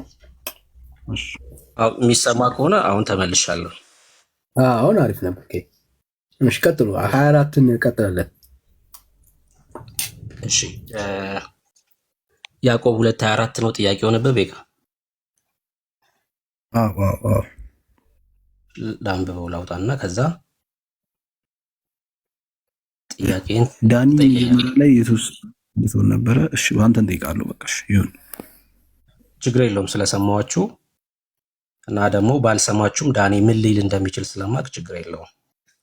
ቁጥር 24 ሰው በእምነት ብቻ ሳይሆን በስራ እንዲጸድቅ ታያላችሁ ይላል። እሺ ጥያቄ ምንድን ነው? እኔ ያው ዳኒሻው ይሄኛው ኖትቡኩ ስለገለበጠው ነው እንጂ መጀመሪያም ተናግሬ ነበር። እምነት ፕላስ ስራ ነው ብያለሁ። እምነት ፕላስ ስራ ስል ክርስቶስ የሰራውን የመስቀል ስራ እሱ በእምነት ቀጥታ ቴክ አድርጎታል። ይህ ደግሞ ኮምፕሊትሊ ትክክል አይደለም እያልኩ ነው። አይ አሁን አንተ ማብራሪያ ነው እየሰጠ ያለው። ጥያቄ ምንድን ነው ነው ያልኩህ እኔ። ቁጥር 24 ላይ ጥያቄ ዳኒ የሰው ልጅ ለመጽደቅ ወይም ደግሞ መንግስተ ሰማያትን ለመውረስ ማመን ብቻ በቂ ነው ብሏል። ብቻ ማመን ብቻ በቂ ነው ካለ ይኸው እዚህ ጋር ደግሞ ከያዕቆብ ጋር ይጣረሳል እሱ ያስተማረን ትምህርት እያልኩ ነው። እሺ ልመልስልህ። እሺ አሁን አግኝቼዋለሁ ጥያቄህን። በመጀመሪያ ደረጃ በእምነት ብቻ ወደ እግዚአብሔር ወደ መንግስት ሰማያት ገብተናል ያለው ዳኒ አይደለም። የእግዚአብሔር ሐሳብ ነው፣ የዳኒ ሐሳብ አይደለም። ቅዱሱ ቃል ነው እንደዛ ያለን። እኛ ደግሞ ቅዱሱ ቃል ያለውን የተቀበልነው ማለት ነው። የዳኒ አይደለም እንደዛ ያለው። የምትጋጨው ከእግዚአብሔር ጋር እንጂ ከዳኒ አይደለም። ይሄን ሐሳብ ብትቃወም ማለት ነው። ታዲያ ያዕቆብ ምንድነው እያለን ያለው? ቁጥር 24 ላይ ሰው በእምነት ብቻ ሳይሆን በስራ እንዲጸድቅ ታያላችሁ። አሁን በስራ መጽደቁን ያ ሰውዬ በስራው ጻድቅ መሆኑን የሚያዩት እነማን ናቸው? ተመልካች የሆኑ ሰዎች ናቸው። አየህ፣ እግዚአብሔር በእግዚአብሔር ፊት በስራው ትጸድቃለህ ወይ ደግሞ ስራክ በእግዚአብሔር ፊት ያጸድቅሃል አይደለም እያለ ያለው ያዕቆብ። ታያላችሁ የተባሉት እነማን ናቸው? ያ ሰው በስራው በእግዚአብሔር ፊት ጻድቅ መሆኑን ይገልጣል ነው። ላንብበው ድጋሜ እንድታስተውለው ማለት ነው። ሰው በእምነት ብቻ ሳይሆን በስራ እንዲጸድቅ ታያላችሁ። እነማን? ያ ሰውዬ ለምሳሌ ጻድቅ ነኝ ይላል፣ ሚስተር ኤክስ ማለት ነው። ለምሳሌ አንተን ልጠቀም ምሳሌ እና ቤካ ጻድቅ ነኝ በክርስቶስ ኢየሱስ አምኜ ጸድቅ ያለው ትላለህ። ፍሬህ ግን ህይወትክ የጻድቅ ሰው ህይወት ካልሆነ ያ ሰውዬ ውሸታም ነው ማለት ነው። የሞተ እምነት ይዞ ነው ጻድቅ ነኝ እያለ ያለው። ነገር ግን እውነተኛ እምነት ያለው ሰውና በክርስቶስ ኢየሱስ የጸደቀ ሰው በስራው እምነቱን ያሳያል። በስራው ጻድቅ መሆኑን ይገልጥልሃል፣ አንተ ያሳይሃል። በሰው ፊት የሚታይ ህይወት አለው ማለት ነው። በደንብ ስማኝ። ለዛ ነው ከላይ ስለ ማዳላት እያወራ የሚመጣው ያዕቆብ። ለምሳሌ አንድ የቆሸሸ ሰው ወደ ጉባኤያችሁ ቢመጣ ወይ ወደ ሰርግ ቢመጣ ወይ ደግሞ የከበረ ልብስ የለበሰም ቢመጣ እንደዚሁ ለዛ መልካም ስፍራ ብትሰጡት፣ ለቆሸሸ ልብስ ለለበሰው ደግሞ አንተ ከእግሬ በታች ተቀመጥ ብትሉት ማዳላታችሁ አይደለምን ይላል ያዕቆብ። በሰው ፊት የሚታይ ህይወት አለው። ምን? በእምነት በእግዚአብሔር ፊት ጻድቅ የሆነ ሰው በስራ የተገለጠ ህይወት አለው ነው እያለን ያለው እንጂ በስራክ በእግዚአብሔር ፊት ትቆማለህ ወይ ደግሞ በስራክ በእግዚአብሔር ፊት ጽድቃለህ እያለ አይደለም። ግን በእግዚአብሔር ፊት በእምነት የጸደቀ ሰው በስራ ይገለጣል። ስራው ምን አለው ማለት ነው? ህይወት ያለው ስራ አለው ያ ሰው እያለን ያለው። ለምሳሌ አብርሃምን ነው በንጽጽር የሚያመጣው። በእምነት የጸደቀው አብርሃም ልጁን መስዋዕት አድርጎ እንዲያቀርብ ሲጠየቅ እምነቱ እውነተኛ ስለነበር ለልጁን ይዞ ወጣ፣ መስዋዕት ለማድረግ ማለት ነው። በእምነት ይዞ ወጣ። አየህ ምን ታረገ ማለት ነው? እኛ ከአብርሃም ምን አየን ማለት ነው? እውነተኛ እምነት እንዳለው አብርሃም ተመለከተ። ለምን? ልጁን ለመሰዋት ይዞ ሲወጣ አራራም፣ በቃ እንዴ ምን አላለም። ለምን? በእምነት እውነተኛ እምነት በእግዚአብሔር ላይ ስለነበረው ልጁን መስዋዕት አድርጎ ሊያቀርብ ይዞ ሲወጣ እንመለከታለን። እሱም ነው የሚለን ቤካዬ። እሺ ብሩካ፣ ስለዚህ አሁን አንድ ጥያቄ ልጠይቅህ። በዚህ አሁን ባስረዳን ኮንቴክስት ስራና እምነት ከሁለቱ አንዱን ብቻ መውሰድ ያለብን ነው ወይስ ደግሞ ግዴታ ስራ አስፈላጊ ነው እያልከን ያለው? አዎ ስራ አስፈላጊ ነው። ምክንያቱም እምነት እንዳልኩ ብሩክ፣ እኔ ኦርቶዶክስ ነኝ። እምነት መሰረቴ ነው። በክርስቶስ ማመን የማንም መሰረት ነው። ይሄ አንዳንድ ሰው ሊያድበሰብስ ይችላል፣ ግን አይ ዶንት ኬር። በቃ እምነት መሰረት ነው። የትኛው አይነት የትኛው መነሻ መሰረቱ እምነት ነው። ከዛ በኋላ ግን ስራ ያስፈልጋል አያስፈልግም ወይ ነው ዋናው መሰረታዊ ጥያቄ። እሺ ስራ ያስፈልጋል። ለምን? አየት ጥያቄ ያስነሳል። ስራ ያስፈልጋል፣ ግዴታ ስራ ያስፈልጋል። ግን ለምንድን ነው ስራ የሚያስፈልገው? እምነት ያስፈልጋል። ለምንድን ነው እምነት የሚያስፈልገው? አሁን እነዚህን ነው መመለስ ያለብን። ሰው የሚያምነው ለምንድን ነው? የተከፈለለትን ዋጋ ነው የሚያምነው አይደል? በክርስቶስ ኢየሱስ የተከፈለለትን ዋጋ የኔ ነው ብሎ ሲቀበል ምን ይሆናል? ሰው ይድናል፣ የዘላለም ሕይወት ያገኛል። እሺ ያ የዘላለም ሕይወት ያገኘ ሰው ምን ደግሞ ያስፈልገዋል? ስራ ያስፈልገዋል። ምን ለማድረግ? የዘላለም ሕይወት ለማግኘት? አይ ኦልሬዲ የዘላለም ሕይወት እኮ አገኘ በእምነት በኩል። በእምነት በኩል የዘላለም ሕይወት ያገኘ ሰው ደግሞ የዘላለም ሕይወት ያገኘ ሰው የሚኖረውን ኑሮ መኖር ይጀምራል። ምን ያደርጋል? ስራ መስራት ይጀምራል። ለምሳሌ አንድ በሽተኛ ሰው በሽተኛ እያለ ወጥቶ ጤነኛ እንደሆኑ ሰዎች መንቀሳቀስ አይችልም፣ መስራት አይችልም። ለምን? በሽተኛ ነው። በጨለማ ያለ ሰው፣ በሞት መካከል ያለም ሰው ልክ እንደዛ ነው። የጽድቅ ሕይወት፣ እግዚአብሔርን የመምሰል ሕይወት መኖር አይችልም። ለምን? ያለበት ስፍራ ጨለማ ስለሆነ። ልክ በእምነት ወደ እግዚአብሔር መንግስት ከመጣም በኋላ የእግዚአብሔር ልጆች ከሆንም በኋላ የእግዚአብሔር ልጆች የሚኖሩትን ኑሮ መኖር ይጀምራል። አየ በጨለማ ይመላለስ መስራት ይጀምራል ማለት ነው። ለምን? ጤነኛ ሕይወት ስላለው ማለት ነው። ዘሩ ስለተቀየረ የቁጣ ልጅ ነበር አይደል? አሁን ግን የእግዚአብሔር ዘር ነው። የእግዚአብሔር መልክ በሱ እስኪታይ ድረስ የጽድቅ ሕይወት ይኖራል ማለት ነው። ይሰራል። አየ አንሰራም አንልም እኮ እኛ ለመዳን ነው የማንሰራ። የዳንን ስለሆነ እንሰራለን። አየ ድነናል። ኦልሬዲ የእግዚአብሔር ልጅ ሁኛለሁ በእምነት። ከዛስ የእግዚአብሔር ልጆች የሚኖሩትን ኑሮ ደግሞ እኖራለሁ ማለት ነው። ድኛለሁ ብዬ ግን በአንደበቴ ያዕቆብ ይሄን ነው የሚያነሳው። ይኸውልህ አጽንኦት ሰጥቶ የሚያነሳው ድኛለሁ ብዬ በአንደበቴ እየተናገርኩኝ የጨለማ ሕይወት ከሆነ ግን ሕይወቴ ለምሳሌ ክርስቲያን ነኝ አልከኝ፣ አንተ ኦርቶዶክስ ነኝ አልከኝ፣ እኔም ኦርቶዶክስ ነኝ አልኩ። ሁለታችንም ኦርቶዶክስ ነን ብለን ተናገርን። ከዛ እኔና አንተ አንድ አካባቢ ነው የምንኖረው። የአንተን ሕይወት አያለሁኝ፣ እኔ እመለከታለሁ ሕይወትህን፣ አንተም የኔን ሕይወት ትመለከታለህ። እኔ በክርስቶስ ኢየሱስ አምኛለሁ ብዬህ ሕይወቴን ስትመለከተው የጨለማ ከሆነ ኃጢአት ውስጥ የምዘፈቅ ከሆነ ምን ማለት ነው? ያዕቆብ ምን እያለ መሰለ? የብሩክ እምነት የሞተ ነው። የሞተ እምነት ደግሞ አያድንም። አየህ አንደበቴ ላይ ነው እንጂ አምናለሁ እያልኩ ያለሁት እውነተኛ እምነት የለኝም። የሞተ እምነት ያለው ሰው ሕይወት የለውም። እውነተኛ እምነት እሺ፣ አንተስ ደግሞ በመልካም ሕይወት እየተመላለስክ ምናምን ካየውክ እምነትክ ምንድነው? እውነተኛ እምነት ነው፣ የሞተ እምነት አይደለም። የሞተ እምነት ስለሌለክ በክርስቶስ ኢየሱስ እውነተኛ እምነት ስላለክ በግንዱ ላይ ስለሆንክ ምን ማፍራት ትጀምራለህ። ሕይወት አለ ካንተ። ሰው እንመለከታለን። አንድ ሰው ክርስቲያን ነኝ ብሎ ሕይወቱን እናያለን። ምልልሱ የጨለማ ከሆነ ኃጢአት ከሆነ የተዘፈቀ ከሆነ ያ ሰውዬ አንደበቱ ላይ ነው እምነቱ ያለው ማለት እውነተኛ እምነት አይደለም፣ የሞተ እምነት ነው። ባለመስራታችን እምነታችን ይሞታል አይደለም እያለ ያለው። ለምሳሌ ይሞታል የሚል ቃል ከተጠቀምን ሕይወት አለው ማለት ነው አይደለ? ይሞታል ካልን ወይ ደግሞ እየሞተ ነው ካልን ባለመስራቱ ምክንያት እየሞተ ነው፣ እየሞተ ያለ እምነት አለን ማለት ነው። ይሄ ግን ኦልሬዲ ስራ ከሌለክ፣ በሰው ፊት የሚታይ ስራ ከሌለክ የሞተ እምነት ነው ያለክ። ኦልሬዲ የሞተ እምነት ነው። የሞተ እምነት ደግሞ አያድንም። ያ ሰውዬ ምንድነው ማለት ነው? የቁጣ ልጅ ነው ማለት ነው። ኦልሬዲ ዝም ብሎ ግን እኔ ኦርቶዶክስ ነኝ ይላል፣ እኔ ክርስቲያን ነኝ ይላል፣ ቤተክርስቲያን ሊሄድ ይችላል። ያ ሰውዬ ያገኝተኛል። የዳነ ሰው ግን ይሰራል ነው። አየህ ስራና እምነት የማይነጣጠለው ለዛ ነው። የዳነ ሰው ስራ ስላለው በህይወት መገለጥ ስለሚጀምር ማለት ነው። ቤቃይ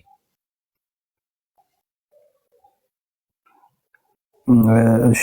ስለዚህ ብሩክ አሁን ማስረዳን መሰረት ያው ከመጽሐፍ ቅዱስ ቃል አንድ ላጣቅስና ማቴዎስ 16:26 ላይ 27 ላይ እንደዚህ ይላል፣ የሰው ልጅ ከመላእክቱ ጋር በአባቱ ክብር ይመጣ ዘንድ አለው እና ያን ጊዜ ለሁሉ እንደ ስራው ያስረክበዋል ይላል።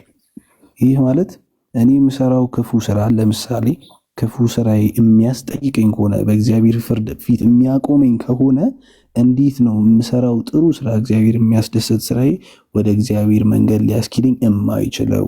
እንዴት ነው ስራዬ ወደ ክርስቶስ ሕይወት የማያመጣኝ በምን ወይ ነው? ምክንያቱም በተደጋጋሚ ተናግሯል።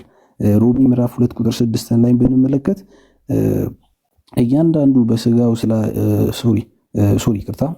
እያንዳንዱ እንደ ስራው ይከፈለዋል ይላል። ስለዚህ ስራችን እኛ የሰራነው ክፉ ስራ የሚያስከፍለን ወይም ደግሞ ከእግዚአብሔር መንግስት የሚያስባርረን ከሆነ ጥሩ ስራችን ደግሞ እንዴት ወደ ክርስቶስ መንግስት አያስገባንም? እንዴት አይወስደንም? እሺ ማቴዎስ ወንጌል መጽሐፍ ምዕራፍ 19 ላይ ብቻ ሳይሆን ራዕይ መጽሐፍ ምዕራፍ 22 ላይ እነሆ በቶሎ እመጣለሁ ለእያንዳንዱም እንደ ስራው መጠን እከፍል ዘንድ ዋጋዬ ከኔ ጋር ነው አለ ጌታ። ልጨምርልህ ብዬ ነው። ሮሜ መጽሐፍ ምዕራፍ 2 ላይ ግን ያልከው ሐሳብ እሱ አይደለም። እሺ ሮሜ መጽሐፍ ምዕራፍ 2 ምን ማለት እንደሆነም ደግሞ እነግርሃለሁ። አሁን ጌታ ሲመጣ ለእያንዳንዳችን እንደ ስራችን መጠን ይከፍለናል። ትክክል ነው በጣም። ክፍያ ግን የዘላለም ህይወት አይደለም። አሁን ከዳኒ ጋር ስታወሩ አንስታችሁት ከሆነ አላውቅም። ሮሜ መጽሐፍ ምዕራፍ 4 ላይ ጳውሎስ ምን አለ? ቃሉን ላንብብልህ አንዴ ሐሳቡን በደንብ እንድታገኘው። ሮሜ 4 ላይ ቁጥር 4 ለሚሰራ አየ ለሚሰራ አንተ፣ እኔ፣ ሁላችንም ለሚሰራ ደሞዝ እንደ ዕዳ እንጂ እንደ ጸጋ አይቆጠርለትም አለ። እንደየስራችሁ መጠን እከፍላለሁ አለ። እንደየስራችን ለሚሰራ ምንድነው? ደሞዝ ነው የሚከፈለው። ለሚሰራ ደሞዝ ይከፈለዋል። ለዛ ነው ለእያንዳንዳችሁ እንደ ስራችሁ መጠን ሲል የሁላችንም ስራ የተለያየ ነው። እንደየስራችን መጠን ነው ደግሞ የሚከፍለን ጌታ። ግን ስራ ጸጋ ሊሆን አይችልም። አየህ፣ ስራ ከሆነ የላብ ዋጋ ስለሆነ ማለት ነው። ስራ ከሆነ የኛ አቅም ስለሆነ፣ ጸጋ ግን የእግዚአብሔር ነፃ ስጦታ ነው። አሁን ታዲያ ለእያንዳንዳችን እንደ ስራችን መጠን የሚከፈለን ምንድን ነው? እሱን እንመልስ። ጸጋ የምንድንበት ነው አይደል? ኤፌሶን 2 ላይ ጸጋው በእምነት አድኗችኋል ነው የሚለው አይደል? የእግዚአብሔር ጸጋ ነፃ የሆነ ስጦታ። እንደውም ጳውሎስ በሮሜ መጽሐፍ ምዕራፍ 11 ላይ ስለ ስራ ሲናገር እንደዚህ ያለ፣ ይህም ፖስት አድርጉልኝሽ እንዲያነበው ሮሜ 11 ቁጥር 6ን ፖስት አድርጉልኝ። በጸጋ ከሆነ ከስራ መሆኑ ቀርቷል ይላል።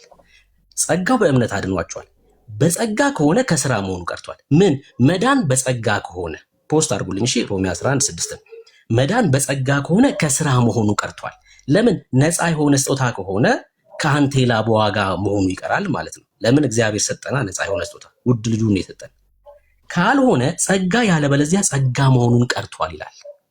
በስራ ከሆነማ ጸጋ ሊሆን አይችልም፣ የላብ ዋጋ ስለሚሆን ማለት ነው። አሁን ታዲያ ስራንና ጸጋን አንድ ላይ ይዞ ሲመጣ እንመለከታለን አይደል? እንደየስራችሁ መጠን ከፍላለሁ። ከዛ ደግሞ ጸጋ የሚል ሐሳብ አለ። በጸጋ የዳኑ ልጆች ወይ ደግሞ የእግዚአብሔር ልጆች የሆኑ ሰዎች በጸጋው አምነው የዳኑ የእግዚአብሔር የሆኑ ልጆች በእግዚአብሔር መንግስት ውስጥ ምን ያደርጋሉ እያሉ ቅድም ይሰራሉ፣ ስራ ይሰራሉ። መልካም ህይወት አላቸው። ወንጌል ስራ ነው፣ ትልቅ ስራ ነው። በቃ በእግዚአብሔር መንግስት ውስጥ ትልቁ ስራ ወንጌል ነው። ሰው ያገለግላሉ። እንደ አገልግሎታችን መጠን እግዚአብሔር መጥቶ ምን ያደርጋል? ይከፍለናል። ጌታ ክርስቶስ ኢየሱስ ማለት ነው ይከፍለናል። ለእያንዳንዳችሁ እንደ ስራችሁ መጠን እከፍላለሁ አለ። ምንድነው ይሄ?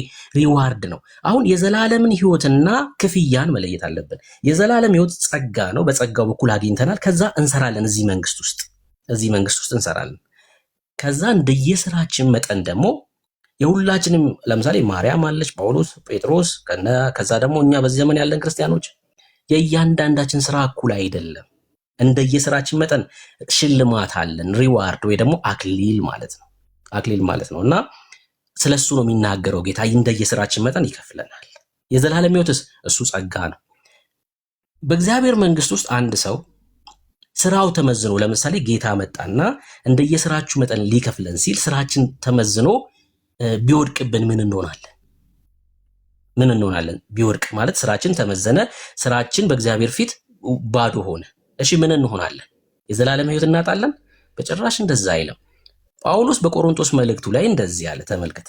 ይሄን ጥቅስ ከፍቼ ባሳይክ ደስ ይለኛል።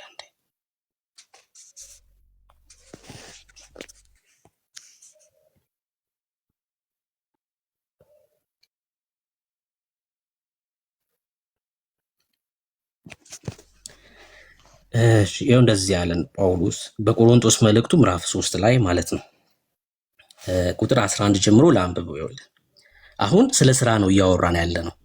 ታዲያ ስራችን ቢቃጠል ምን ይሆናል? ምን ይደርስብናል? እሺ ስራ እንግዲህ ጸጋ አይደለም ብሏል የእግዚአብሔር ቃል። እሺ ስራችን ደግሞ ተመዘነና ተቃጠለ። እሺ ምን እንሆናለን? ከተመሰረተው በቀር ማንም ሌላ መሰረት ሊመሰረት አይችልምና እርሱም ኢየሱስ ክርስቶስ ነው። መሰረቱ ጌታ ክርስቶስ ኢየሱስ ነው። ታዲያ ከዚህ መሰረት ውጪ ማንም ሌላ መሰረት መመስረት አይችልም። እሺ ታዲያ ምንድነው የሚሆነው? እዚህ መሰረት ላይ ሁላችንም እናነጻለን። ስራ ማለት እሱ ነው። ማንም በዚህ መሰረት ላይ በወርቅ ቢሆን በብር በከበረ ድንጋይ በእንጨትም በሳርም ወይም በአገዳ ቢያንጽ የእያንዳንዱ ስራ ይገለጣል። አሁን እዚህ ጋር የተለያዩ ማቴሪያሎች ተጠቅሰዋል፣ ወይ ደግሞ ማዕድናት፣ ወርቅ አለ፣ ብር አለ፣ በከበረ ድንጋይ ወይ በእንጨት በሳር ወይም በአገዳ ቢያንጽ የተለያዩ እንትኖች አሉ፣ ቁሶች አሉ። ሁሉም የተለያየ ዋጋ አላቸው። እዚህ ላይ የተጠቀሱት ወርቅና ብር እኩል አይደለም ዋጋቸው።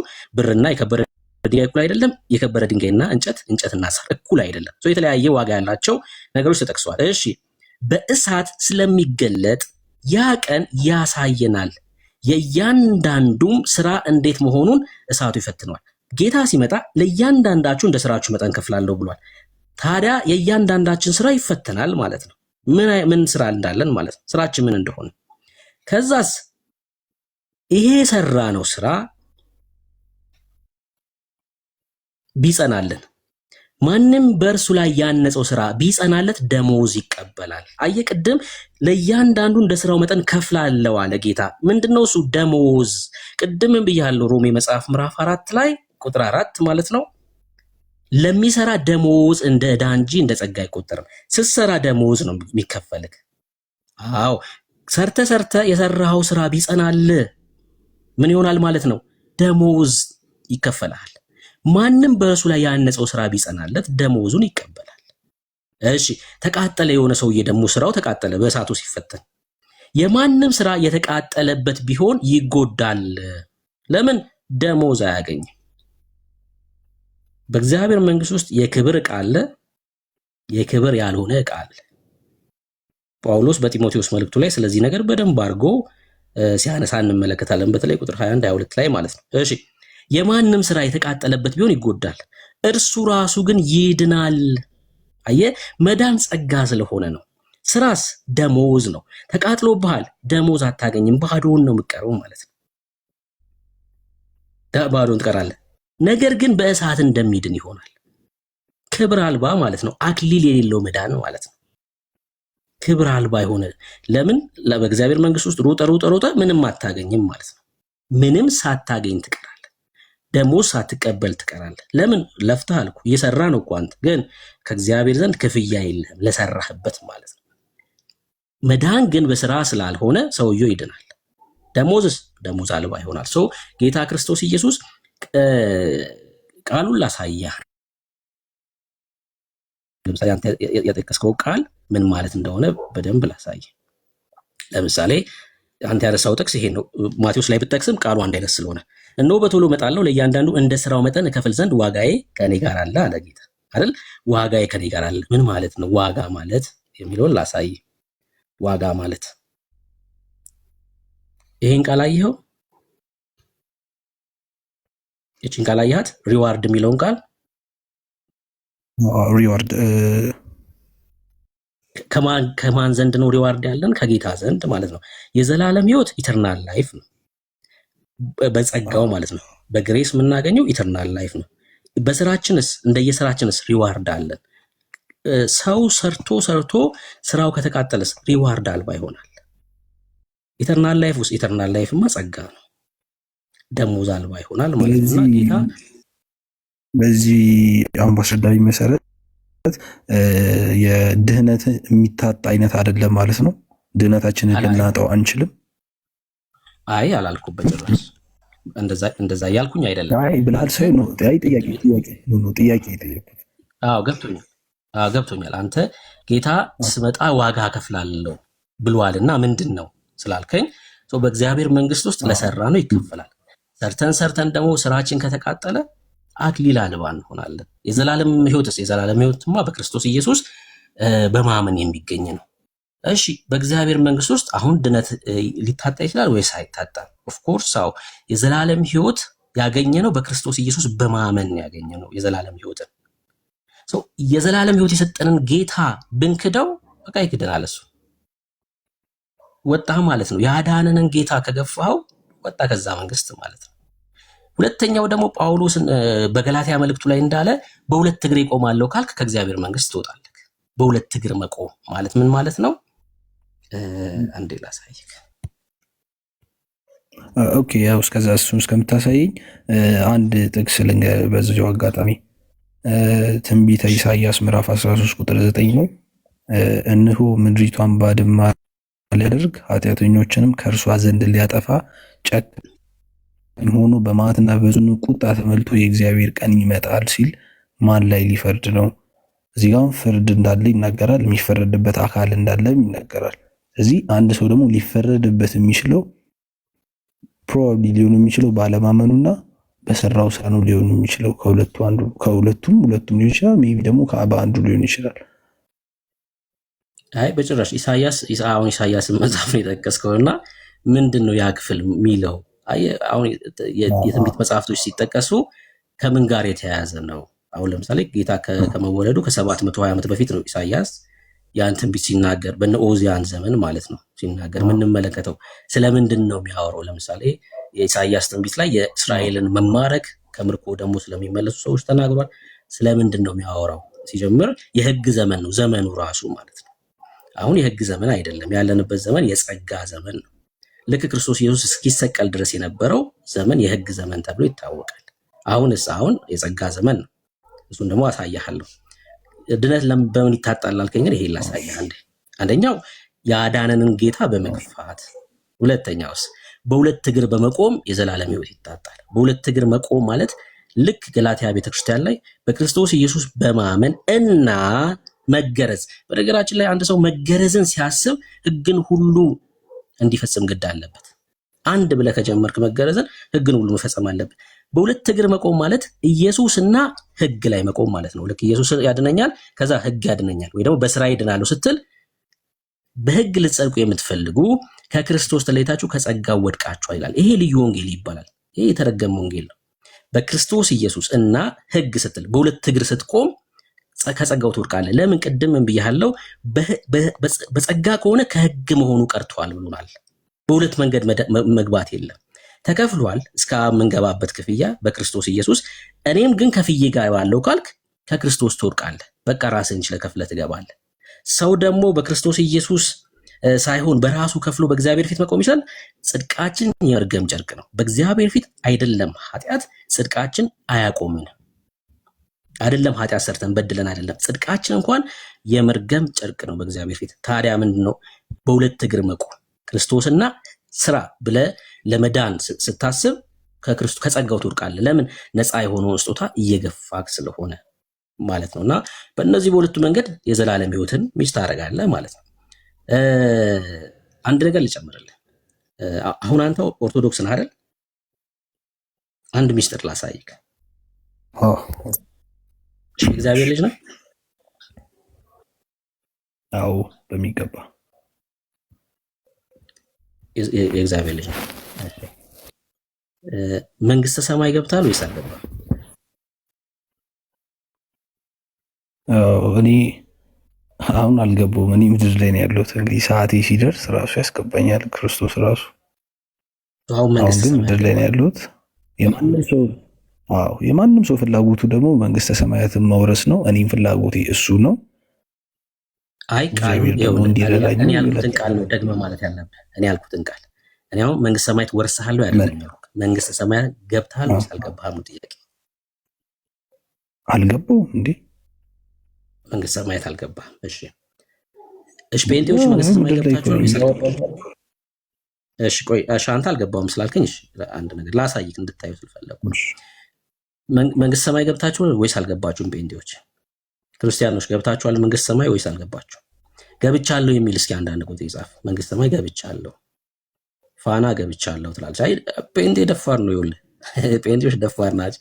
ገብተናል፣ ምህረት ገብቻለሁ እያለች ናት። እሺ ገብተናል፣ አንዳንድ ቁጥር እየጻፉ ነው።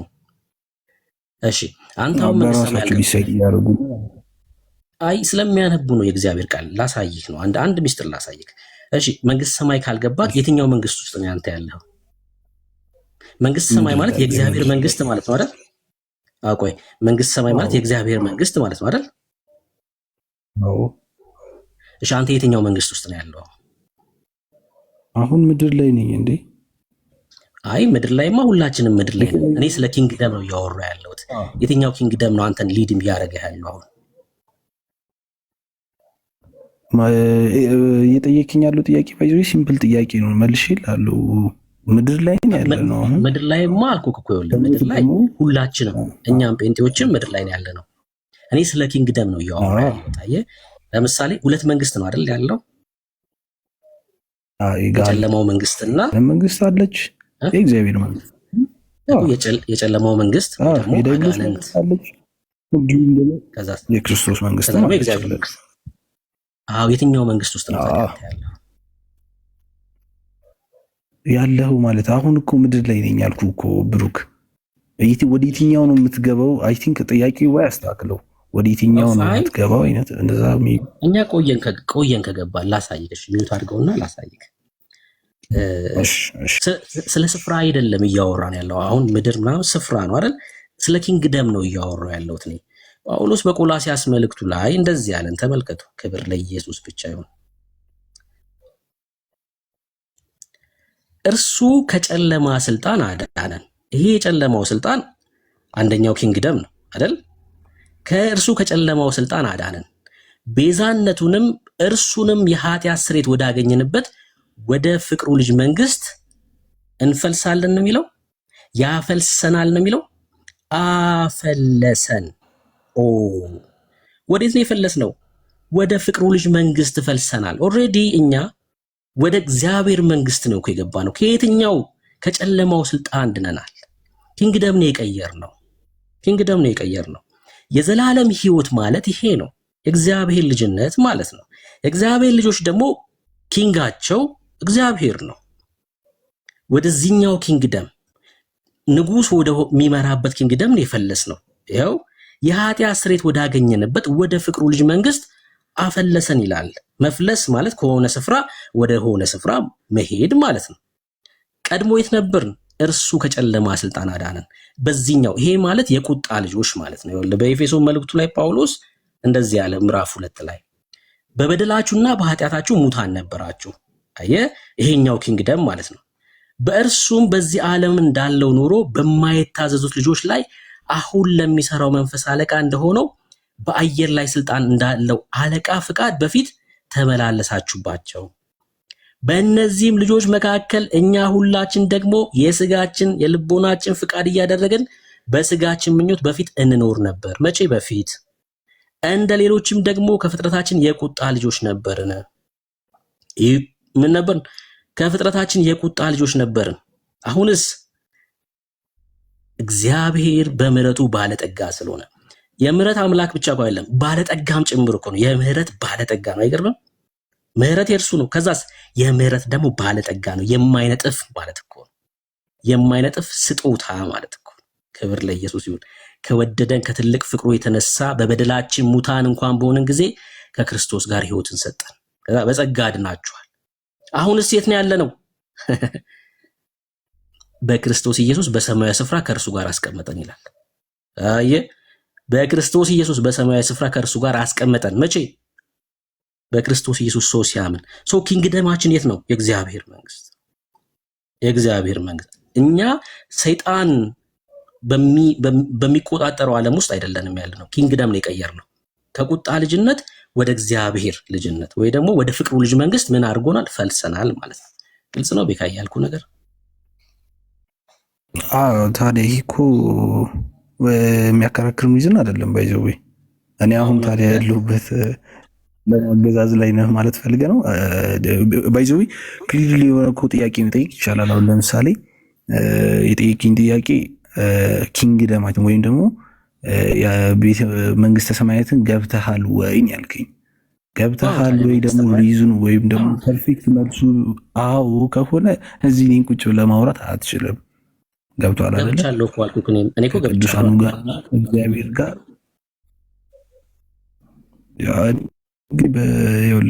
በድፍረት እንደዚሁ በደፈና ገብቻለሁ አልልም። ክርስቶስ ነው እንግዲህ የሚሰኝ ከገባው እግዚአብሔር ይመስገን። እኔ ጉባቱን አልጠላም። አሁንም ግን ደግሞ የሰው ልጅ ደግሞ ፍጹም ስላልሆነ ዕለት ተዕለት ኃጢአትን ሊሰራ ስለሚችል የክርስቶስን መንግስት እስከና ኃጢአት ሊወርስ ማንም አይችልም። እኔ እዚህ ጋር 500 ሰው ስላለ ራሴን ቅዱስ ማድረግ አልፈልግም። እኔ አሁን ኃጢአተኛ ነኝ። ከና ኃጢአቴ የእግዚአብሔርን መንግስት መውረስ አልችልም። ይህ በጣም ቀላል ያስረዱት ነገር ከባድ አይመስለኝም። ከዛ ውጭ ግን የጨለማውን መንግስት ነው መውረስ የምፈልገው አላልኩም። የሚወረስ አይደለም። አሁን እኮ የጨለማው መንግስት ውስጥ ያለ ሰው ኦልሬዲ የጨለማ መንግስት ውስጥ ነው። የቁጣ ልጅነት ማለት የጨለማ መንግስት ማለት ነው። አሁን የጨለማ መንግስት ውስጥ ከሆንክ እና አሁን እንደተናገርከው ኃጢአተኛ ነኝ በደለኛ ነኝ አልክ። ለዛ ነው ክርስቶስ ኢየሱስ ያስፈልጋል መልክ እንድትድን እኮ ነው። አሁን ከኃጢአተኝነት እንድትወጣ ነው ኢየሱስ የሚያስፈልግ ቤካዬ። በክርስቶስ ኢየሱስ በማመን የሚገኘውን ጽድቅ እንድታገኝ ነው።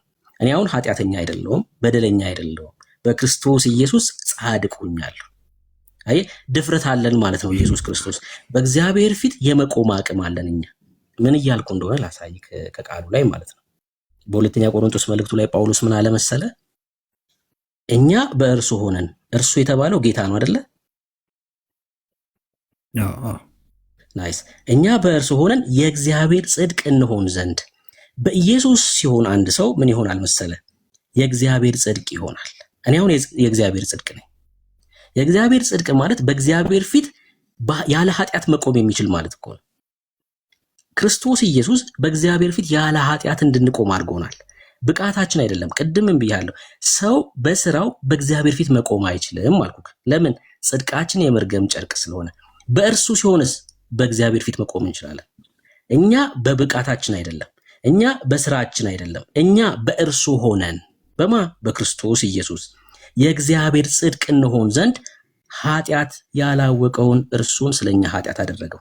ጌታ ኃጢአት የሚያውቀው አይደለም፣ ጻድቅ ነው፣ ግን ኃጢአት ሆነ ስለኛ። እኛስ በእርሱ ሆነን ጽድቅ የማያውቀን የነበርን ሰዎች የእግዚአብሔር ጽድቅ ሆነን ተደረግን ማለት ነው። ሰርተን አይደለም። አየህ፣ ጌታም ኃጢአት አድርጎ አይደለም፣ ሰርቶ አይደለም፣ ተደረገ እሱ።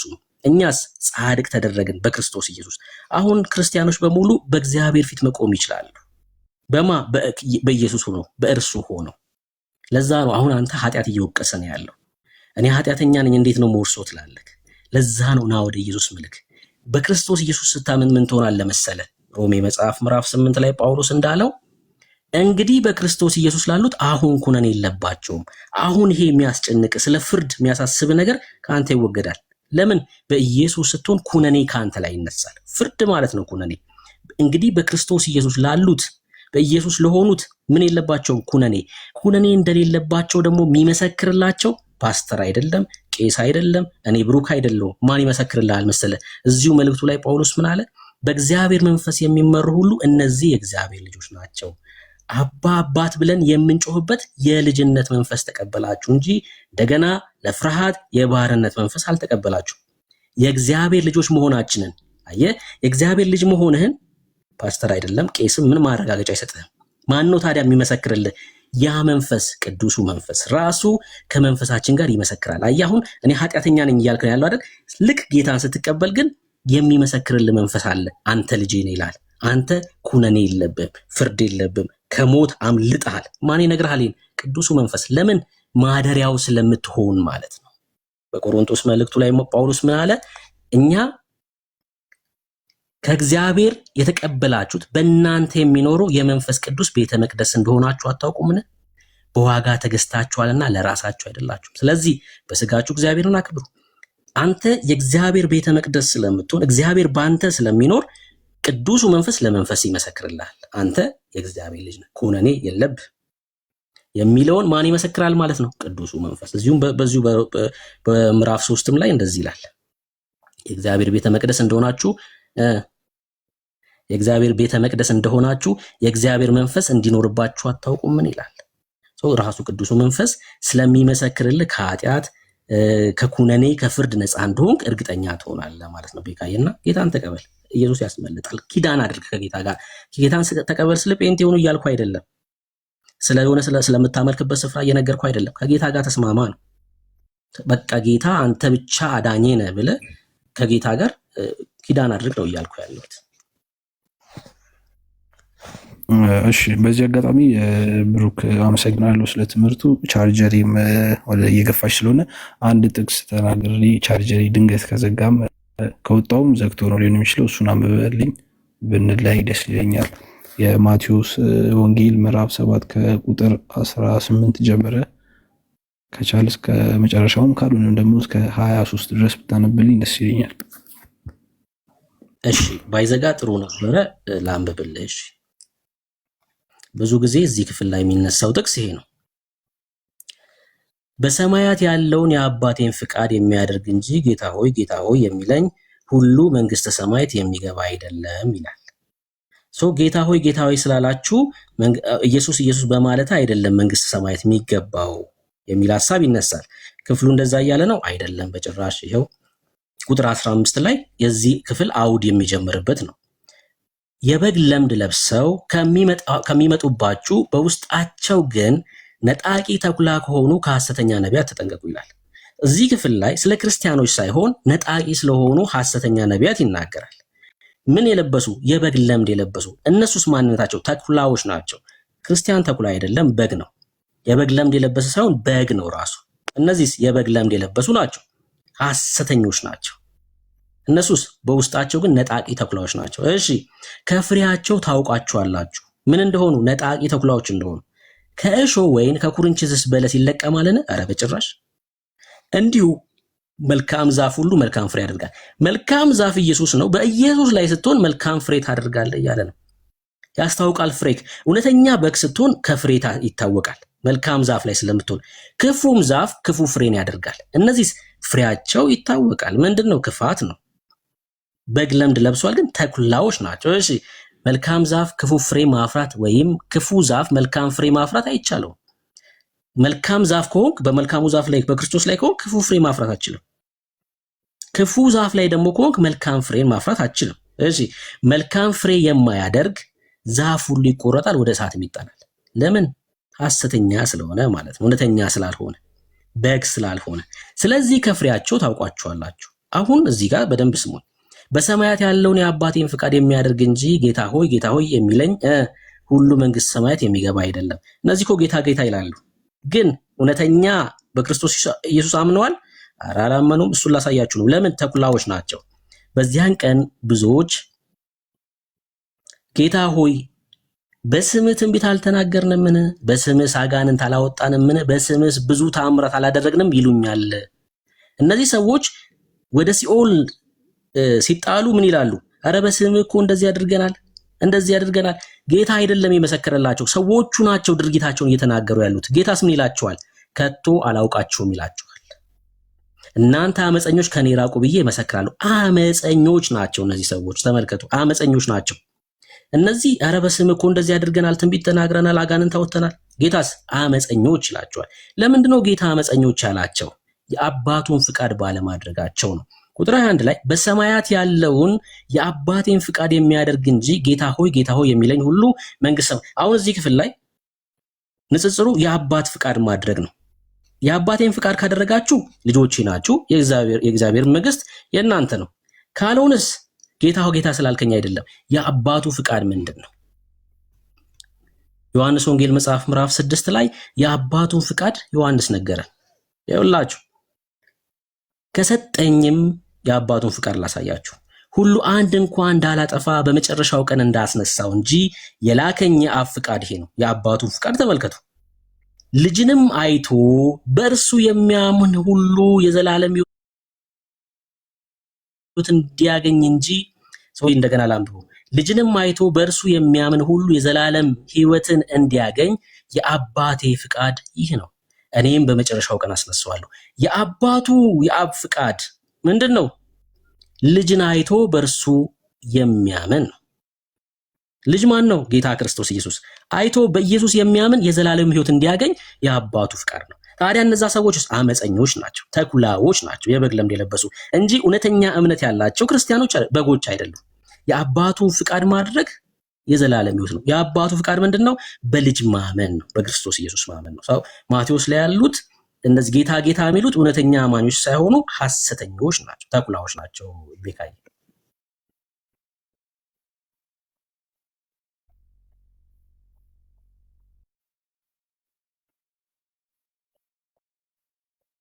አለው እንደማለ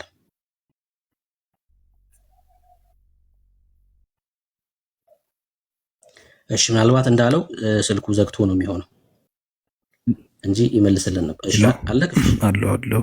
እሺ ግን አሁን ኦልሞስት አያወራውም ሊዘጋብኝ ይችላል። ኦልሞስት 1% ብሎብኛል። እሺ ቻርጅ አድርጌው ደግሞ እንትን ይልብኛል፣ ይሞቅብኝ ስለሚችለው ለዛ ነው። እሺ እኮ የምትለውን ነገር እንስማት ባለክ ቻርጅ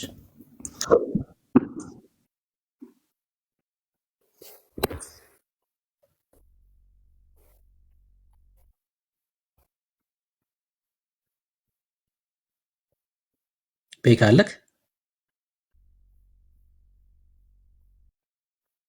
እሺ አትጥፋ። እሺ አትጥፋ።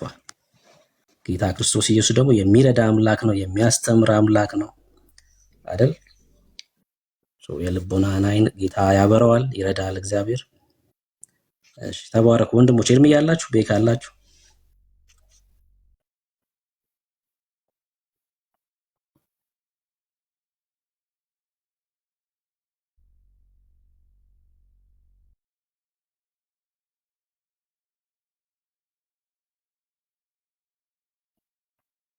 እሺ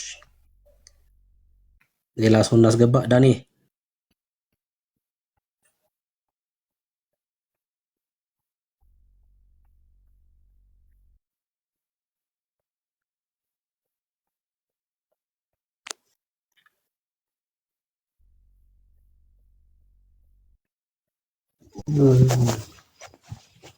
አሜን አሜን። ተባረኩ። አሜን። አላችሁ እድሜ ቤካ ተኝተዋል። እሺ መርዶኪዮስ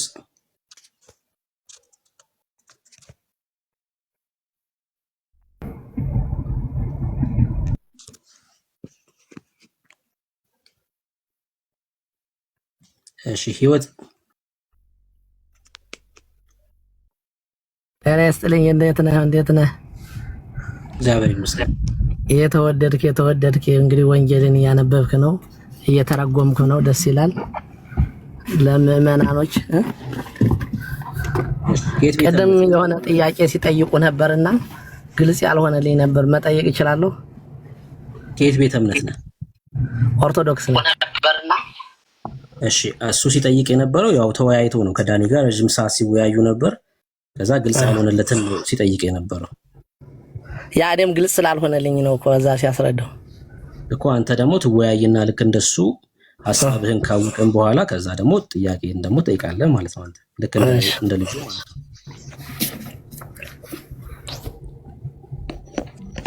እንደዛ ትችላለህ። እሺ ዳኒ ያለክ በትልቁ ሁን። እሺ ብሩክዋ ጸጋ ይብዛል አለው። እሺ እንዴት ነህ ህይወት? እርመስከን አለን እግዚአብሔር ይባረክ። እሺ ቅድም ስታስተምረንን ትንሽ ሶሪ በጣም እሺ ቅድም ስታስተምረንም ማለት ነው እምነት ያለ ስራ ያመነ ብቻ ካመነ አንድ ሰው ይጸድቃል፣ በቃ ይጸድቃል ብለህ ስትገልጽላቸው ስለሰማሁኝ ደግሞ ምን ይላል ተዘው ላይ ያዕቆብ ታዘው ላይ እንትን ሲል 24 በታች ማለት ነው እምነት ያለ ስራ ከንቱ ነው ይላል። ከንቱ ነው ማለት እኮ አንድ ሰው አምኖ ካልሰራ እምነቱ ብቻ ያጸድቀዋል ማለት አይደለም። ካልሰራ ተጣረሰብህ ስታነበው ማለት ነው። ተጣረሰ ስልህ አሁን አንተ ያመነ የመጀመሪያው ጊዜ ኢየሱስ ክርስቶስ በከፈለልን ድነናል፣ የእግዚአብሔር ልጆች ሆነናል ብላል። በሱም አምናለሁኝ ቀበላለሁ። ከሆንክ ብላ ግን ካልሰራህ ያ የሆነልህ ነገር ካልሰራህበት ጽድቅ እንደማይሆን በቃ ዜሮ ምንም። አሁን አንድ ሰነፍ ሰው ቁጭ ቢል ሳይሰራ ጸድቄያለሁ ብሎ ቁጭ ቢል እንደማይጸድቅ ነው የሚገልጸው ያለ ዛሬ ኃጢአት አይስራ። አንተ ስትገልጸው ኃጢአት ቢሰራ ነው ያልክ። ኃጢአት ሳይሰራ ግን ቁጭ ቢል ዝም ብሎ አይስራ። ለምሳሌ መጽሐፍ ቅዱስ አንብበ ከሆነ ለአንዱ አንድ አበደረው ሰጠው፣ ለአንዱ 5 ለአንዱ 10 አንድ የሰጠው ቀበረው ይላል። ቀበረው ማለት ያ ነገር እንዲወልድ አላደረገውም፣ ቀበረው ምንም ሳይሰራ። ያችን ግን ቀበራት፣ እንዳጠፋበት አስቀመጣት። 10 የሰጠው ደግሞ 20 አደረገው። 5 የሰጠው ደግሞ 10 አደረገና አመጣ ለእግዚአብሔር ሰጠ። ያ ማለት ሚስጥር ነው። የተሰጠህ ነገር የልጅነት የእግዚአብሔር ልጅነት የተሰጠህ ነገር ሳሰራበት ዝም ብለ ቁጭ ብትልም ራሱ ጽድቅ እንደማይሆንልህ ነው እኔ የተረዳሁት። ብቻ ይጸድቃል የሚለው ማለት ነው። አንተ ደግሞ ያረከው የእግዚአብሔር ልጅ ከሆነ ይሰራል ነው ያልከኝ። ይወድቃልስ? ይወድቃል እኮ የእግዚአብሔር ልጅ ሆኖ የሚወድቃል፣ በኃጢአት ይሰራል። ነቢይ ሆኖ ፓስተር ሆኖ ኃጢአት ይሰራል። ግን የእግዚአብሔር ልጅ ሆኗል ነው ያልከኝ። የእግዚአብሔር ልጅ ሆነ አይወድቅም እያልከኝ ነው ያለ ቅድም ስታስረዳ። የእግዚአብሔር ልጅ ከሆነ አይወድቅም አልከኝ፣ ይሰራል አልከኝ። እንደ አብርሃም በጣም ጽኑ ሃይማኖተኛ ስለሆነ ነው። ግን የሰው ልጅ የእግዚአብሔር ልጅ ሆኖም ይወድቃል፣ ኃጢአት ይሰራል ብዬ አስባለሁ እኔ። ለምን ነው የሚወድቀው? ፍሬ አላፈራማ፣ የጽድቅ ስራ አልሰራም። ፍሬ ማፍራት አለበት። የሰው ልጅ መጨረሻው ላይ የሚታየው ፍሬ የሚያፈራው መጨረሻ እግዚአብሔር አንተ ፍሬ አፍርተሃል ብሎ ራሱ ጸድቀሃል ሲለው ብቻ ነው የሰው ልጅ የሚጸድቀው። አንተ ግን በራስህ የእግዚአብሔር ልጅ ሆነ ጸድቋል ብለህ ነው የወሰንክ በራስህ። ትክክል ነው፣ የሰው ልጅ ድኗል፣ ጸድቋል። መጀመሪያ ግን ተጸደቀ ምን አለበት ደግሞ ተቃረነ ያዕቆብ ላይ ስራ ያልሰራ ስራ የሌለው ነገር ከንቱ ነው አለው። ስራ ከሌለበት ያ ነገር ከንቱ ነው። ስራ ሳይሰራም ቁጭ ቢል ጽድቅ ሆኖ አይቆጠርለትም ማለት ነው። ያ ሰው ቢያምንም ማለት ነው። አምኖ አንድ ሰው አምኖ ቁጭ ቢል አይቆጠርለትም። ባይሰርቅም ባይዘሙትም የሆነ ነገር ባይሰራም ቁጭ ቢል ራሱ ጽድቅ ሆኖ አይሆንለትም። ሰነፍ አንተ ሰነፍ ገበሬ አይጸድቅም ይላል መጽሐፍ ቅዱስ ላይ። ሰነፍ ገበሬ አይጸድቅም ይላል፣ ቁጭ ያለ ሰው ማለት ነው። ጽድቅ ማለት ምን ማለት ነው? የተሰጠህን የጸደቅከው መጀመሪያ የእግዚአብሔር ልጅ ከሆንክ መስራት አለብህ ማለት ነው። ሳሰራ መጽደቅ እንደማይቻል ሁሉ ማለት ነው። ያንተ አገላለጽ ደግሞ ዲፈረንስ ሆነብኝ ተኔ ጋርና ጥያቄ ለዛ ነው። አሁን ማብራሪያ ያንተን የገባህን ነገር አብራራህ እንጂ ምንም ጥያቄ አልጠየከኝም እና በጣም እየጠበቅኩኝ ነበረ እስካሁን ድረስ ማለት ነውና ያ እምነት ላይ ቅድም ያልከው በእምነት ብቻ አንድ ሰው በእምነት ብቻ ይጸድቃል ብለህ ስለወሰንክ ነው። ያ ሊሆን አይችልም። ያዕቆብ ላይ ደግሞ ያለ ስራ ከንቱ ነው ይለዋል እምነትን። እና እሱ ምንድነው የተጣራሰው እንዴት ነው የምተረጉመው ለማለት ነው። ቶታሊ የተጣረሰው አንተ ጋር ነው፣ እኔ ጋር አልተጣረሰም። መጽሐፍ ቅዱስ የሚጣረስ አይደለም። ኦኬ ሁሉ በራሴ ያ ስታወራ በጣም በስርዓት በጣም ደቂቃ ሰጥቼ ነው ያወራኸውና ጥያቄ ካለ ካልጨረስክ አሁንም እድል ልስጥህ። ካለዛ ግን እኔ ሳወራ በየመሃሉ አትግባ። እድል ሰጥቻለሁ እንድታወራ ጸጥ ብዬ ማለት ነውና የመስማት አቅም አለ።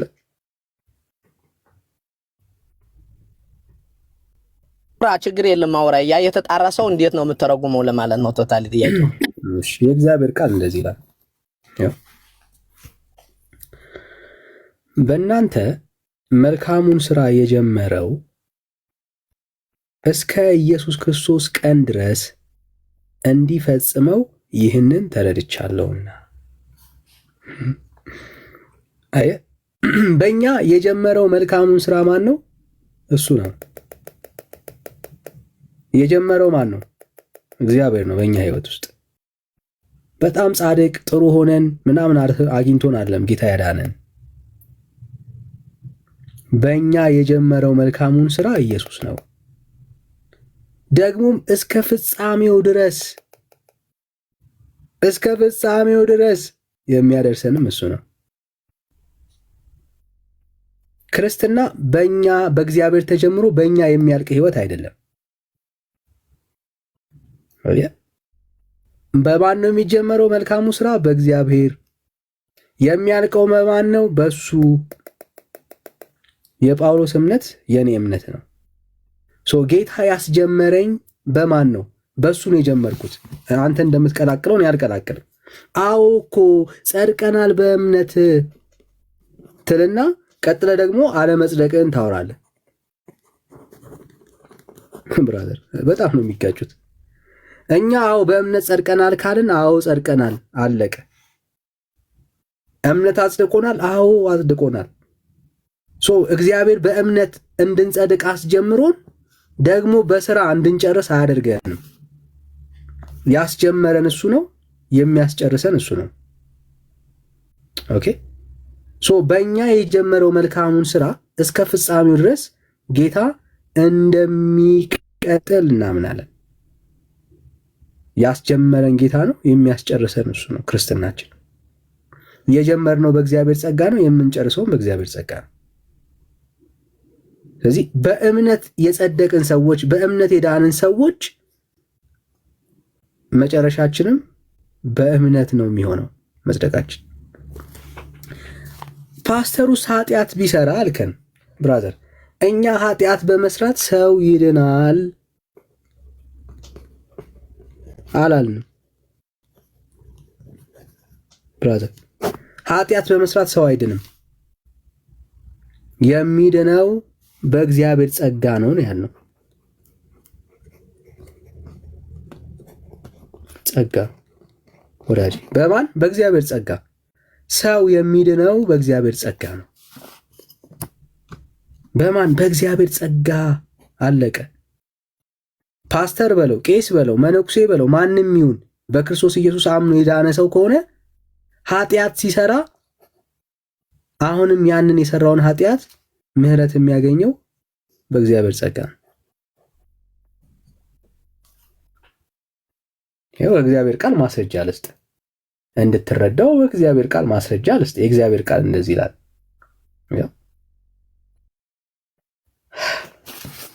ምን ይላል? ልጆች ሆይ ኃጢአት እንዳታደርጉ ይህንን እጽፍላችኋለሁ።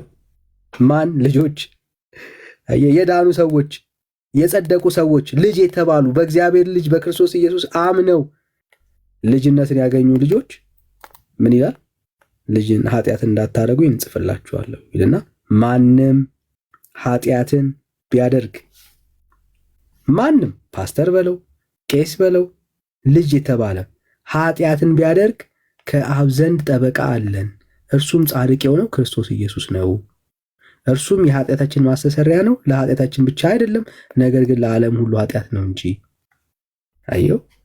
ስለዚህ ሰዎች ኃጢአት ሲሰሩ ሲበድሉ ስራቸው አይደለም ድነታቸውን የሚያስቀጥልላቸው፣ መልካምነታቸው ያስቆጠሩት ነጥብ አይደለም ድነታቸውን የሚያስቀጥልላቸው።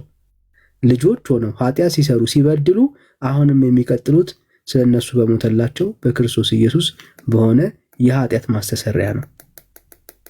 የዳኑት በምንድን ነው? እሱ በዚሁ በእግዚአብሔር ጸጋ የዳኑት መጀመሪያም ጌታን ሲቀበሉ ስለ እነርሱ በሞተላቸው በክርስቶስ ኢየሱስ የደም ስርየት ነው ሰዎቹ የዳኑት። ልጅስ ከሆኑ ከዳኑ በኋላ ኃጢአት ሲሰሩ ሲበድሉስ በራሳቸው አቅምና ብቃት ነው ድነታቸው የሚቀጥለው? በጭራሽ። አሁንም ለኃጢአታቸው ለበደላቸው ማስተሰሪያ የሆነው የእግዚአብሔር ልጅ ኢየሱስ ክርስቶስ ነው። እዚህ ክርስትና ማለት በእኛ ጀምረን በጌታ ጀምረን በእኛ የምንጨርሰው አይደለም። በጌታ ምሕረት ይጀመራል፣ በጌታ ምሕረት ያልቃል። አየህ፣ ጌታን የተቀበለ የመጀመሪያ ቀን ሰዎች የዳኑበት የመዳኛ መንገድ ኢየሱስ ይባላል። በጌታ ቤት አድገው ኖረው አርጅተው ሊሞቱ ሲሉ አሁንም 40 80 ዓመት ያስቆጥሩ የሚድኑበት ጸጋ ያው የመጀመሪያ ቀን የዳኑበት የእግዚአብሔር ጸጋ ነው። በእግዚአብሔር ጸጋ ላይ አናድግም ብራዘር።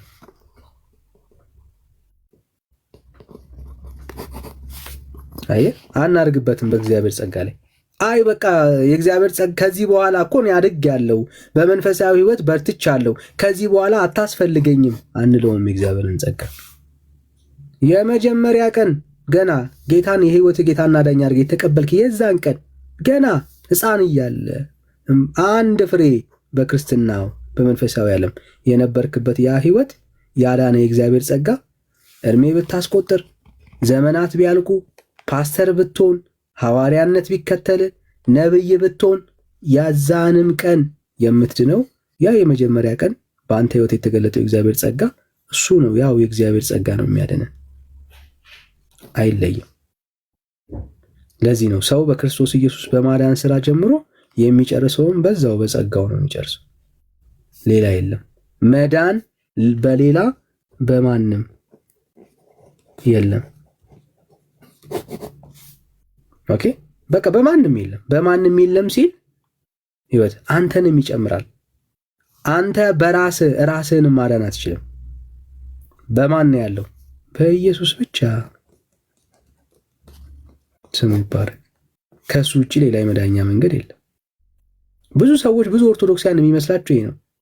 የመጀመሪያ ድነት በኢየሱስ ቀጥሎስ በእነሱ ይመስላቸዋል። ብራዘር፣ ክርስትና እንደዚህ የለም። የመጀመሪያም የመጨረሻም ድነታችን በክርስቶስ ኢየሱስ ብቻ። ከክርስቶስ ኢየሱስ ውጪ ሞትን ልትሻገርበት የምትችልበት መንገድ የለም። ለዚህ ነው ጌታ ሲናገር እኔ መንገድም እውነትም ሕይወትም ነኝ፣ በእኔ በቀር ወደ አብ የሚመጣ የለም የሚለው። ስለዚህ በክርስቶስ ኢየሱስ ካልሆንክ በቃ ሕይወት የለም። ይሄ በክርስቶስ ኢየሱስ የመሆን ሚስጥር የአንድ ቀን ብቻ አይደለም፣ የሁል ጊዜ ሕይወታችን ነው። የሁል ጊዜ ሕይወታችን ነው። የሁል ጊዜ ሕይወታችን ነው። እግዚአብሔር አንድ ቀን አይደለም በልጁ ያዳነን። ልጅ ከሆንን ካደግን ከኖርን በኋላም የምንድንበት ሕይወት ይሄ ነው ብራዘር። ስለዚህ የዳኑ ሰዎች የሚድኑበት ሚስጥር ኢየሱስ ክርስቶስ ብቻ ነው። ከዚህ ላይ ስራን ጨምረው ምናምን የምትለው ነገር የለም። ኢየሱስ ብቻ ነው። ማን? ኢየሱስ ብቻ። ሌላ ግልጽ ሆነልህ ብራዘር?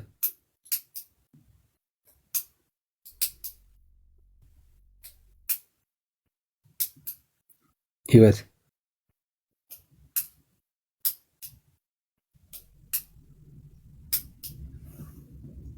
ሚዩት ነው እያወራ ከሆነ ምናልባት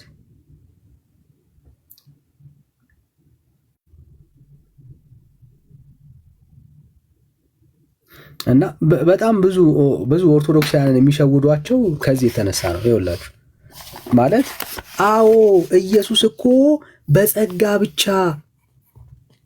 በእምነት ብቻ አድኖናል ይላሉ ብራዘርስ። ባይዘው አሁን የመጡት የሚያወሯት ንግግር ናት። አዎ እኛም እኮ በእምነት ብቻ ነው ይሉናል ኦርቶዶክሳውያን። ግን ይሄ መዳን የመጀመሪያ መዳን ነው።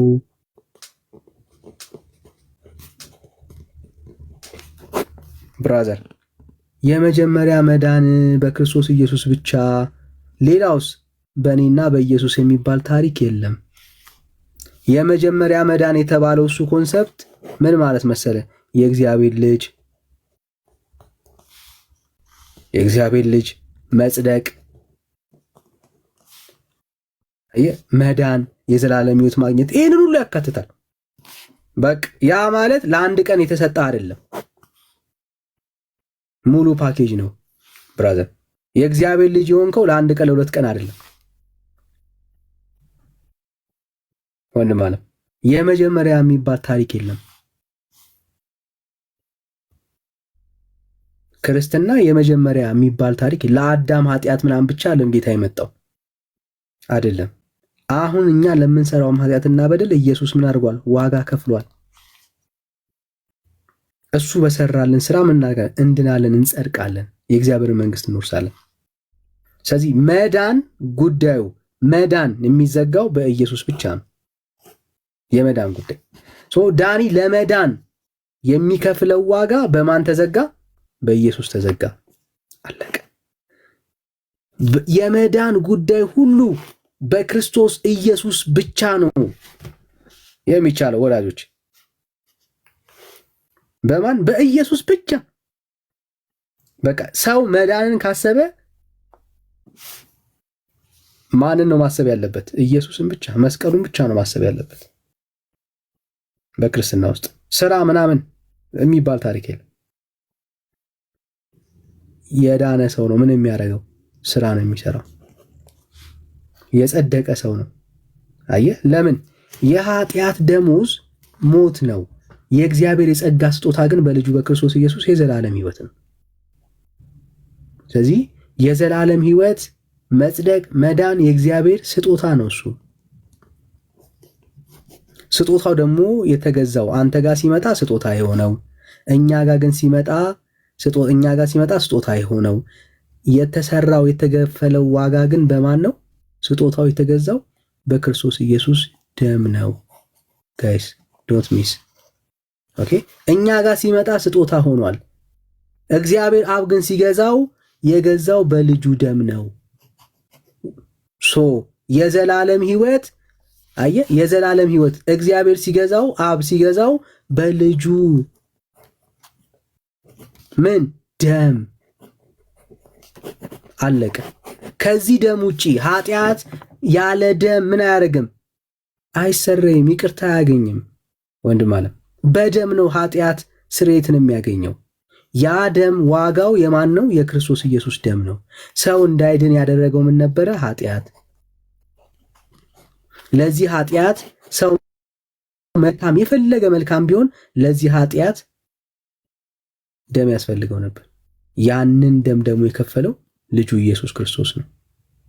ስለዚህ በዘላለም ሕይወት ተስፋ ውስጥ ለኃጢአታችን ለበደላችን የተከፈለ ዋጋ አንድ ዋጋ ነው። ያ ዋጋ የልጁ የክርስቶስ ኢየሱስ ደም ነው። ይሄ ደም የፈለገ መልካም ስራ ሰርተ ልተካው አትችልም።